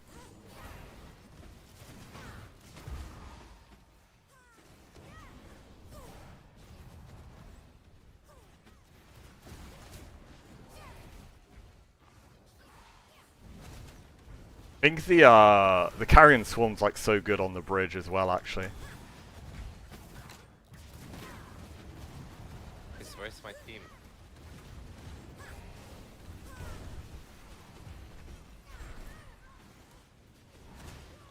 Oh. All the characters got reset on. Yeah, they did because there were too many characters on the server, and it was causing it to crash whenever it saved. So Rendy had to reset it. But it's not quite as bad now because if you make your builds on the website, you can immediately swap to all your stuff. Yeah, you have to redo your cosmetics, but you can swap to whatever build you had like immediately. Alright, let's try and go in. Oh! Okay, it's lucky I dodged that. I would have taken a lot of damage otherwise. I need a little heal first, and then I can look for the big fight. Your cosmetics, don't worry, you get your points refunded as well. So you can just immediately buy everything you had. Ow. Stay back, foul beast. I can maybe try and look for an Arctic Leap in all the chaos. Go for Master Fang. I'm sorry, Master Fang.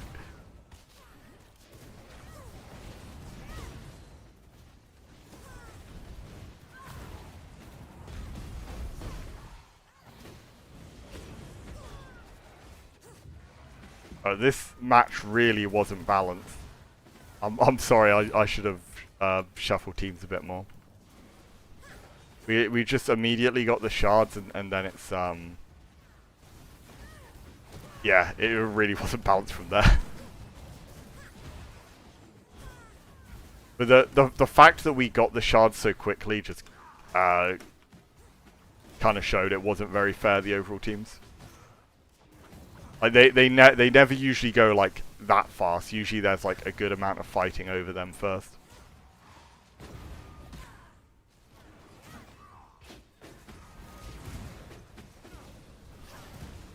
Oh, I've messed up a bit here.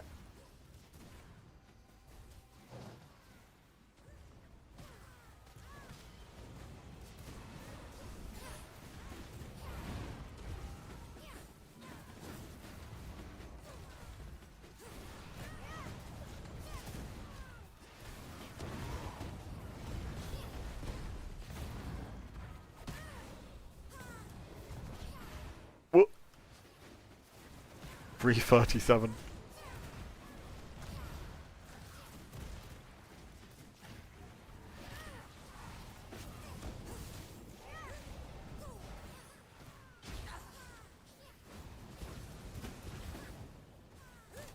Get the horse, lads. Let's go. Wait.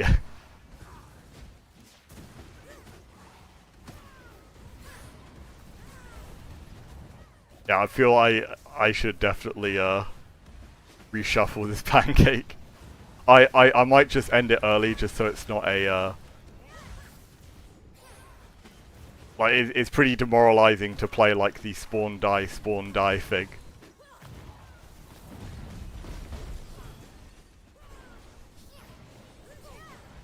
Okay. Dot end pancake on. Okay. That's a bit unbalanced.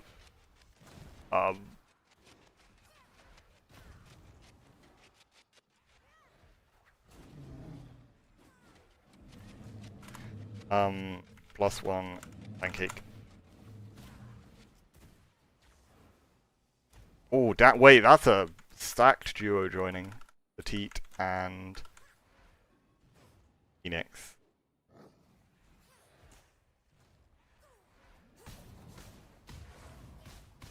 Right, I'll try and play me and Petite on different teams. That should help make it balanced.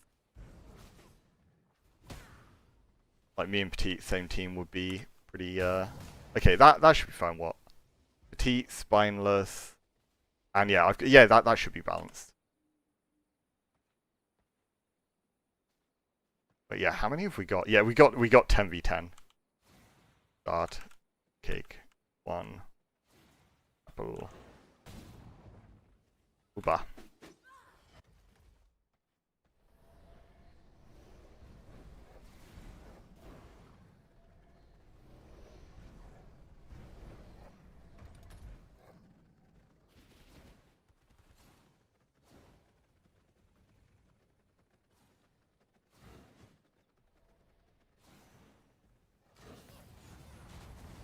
Go, go, go. Run in.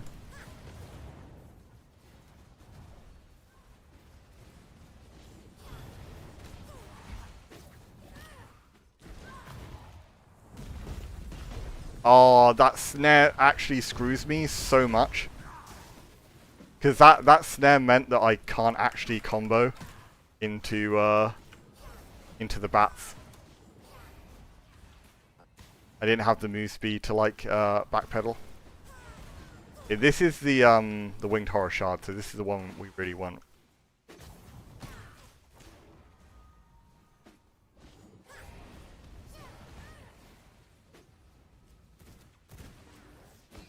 Oh, hello.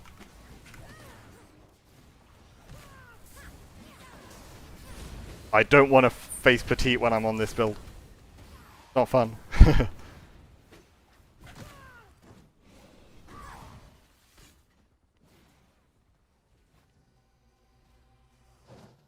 No one's moving shard out just yet. Ivy or Shark better? Ivy for sure. It's like I think Ivy is like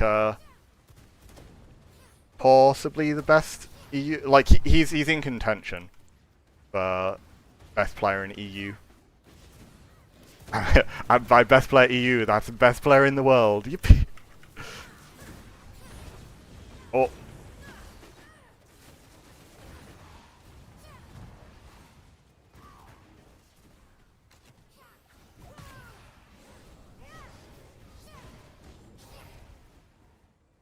Oh, okay, I'm just gonna keep getting chased here. Bro, leave me be. I've got a 15-second timer though. But yeah, to be fair, Shark does play a wider variety of stuff, and he is like in the conversation for like the best player. But Ivy is like without question the best double counter player.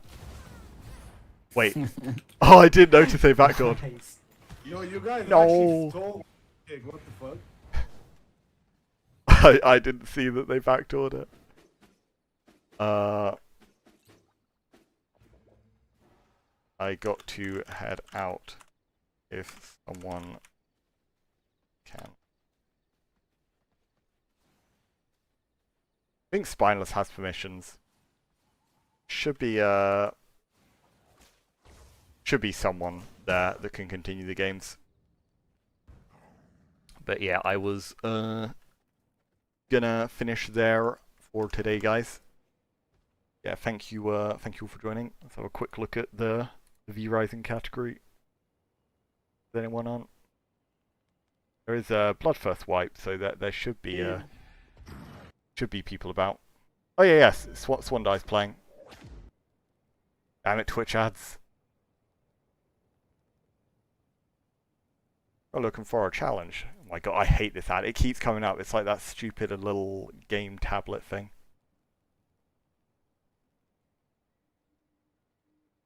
Like just, I don't know, knock off Switch or whatever. Got raid. One dive. Yeah, he's playing the Bloodthirst duos wipe. Yeah, thank you all for joining today, guys. Should be back again tomorrow, similar kind of time, for more arena. Yeah, have a good day. I'll see ya.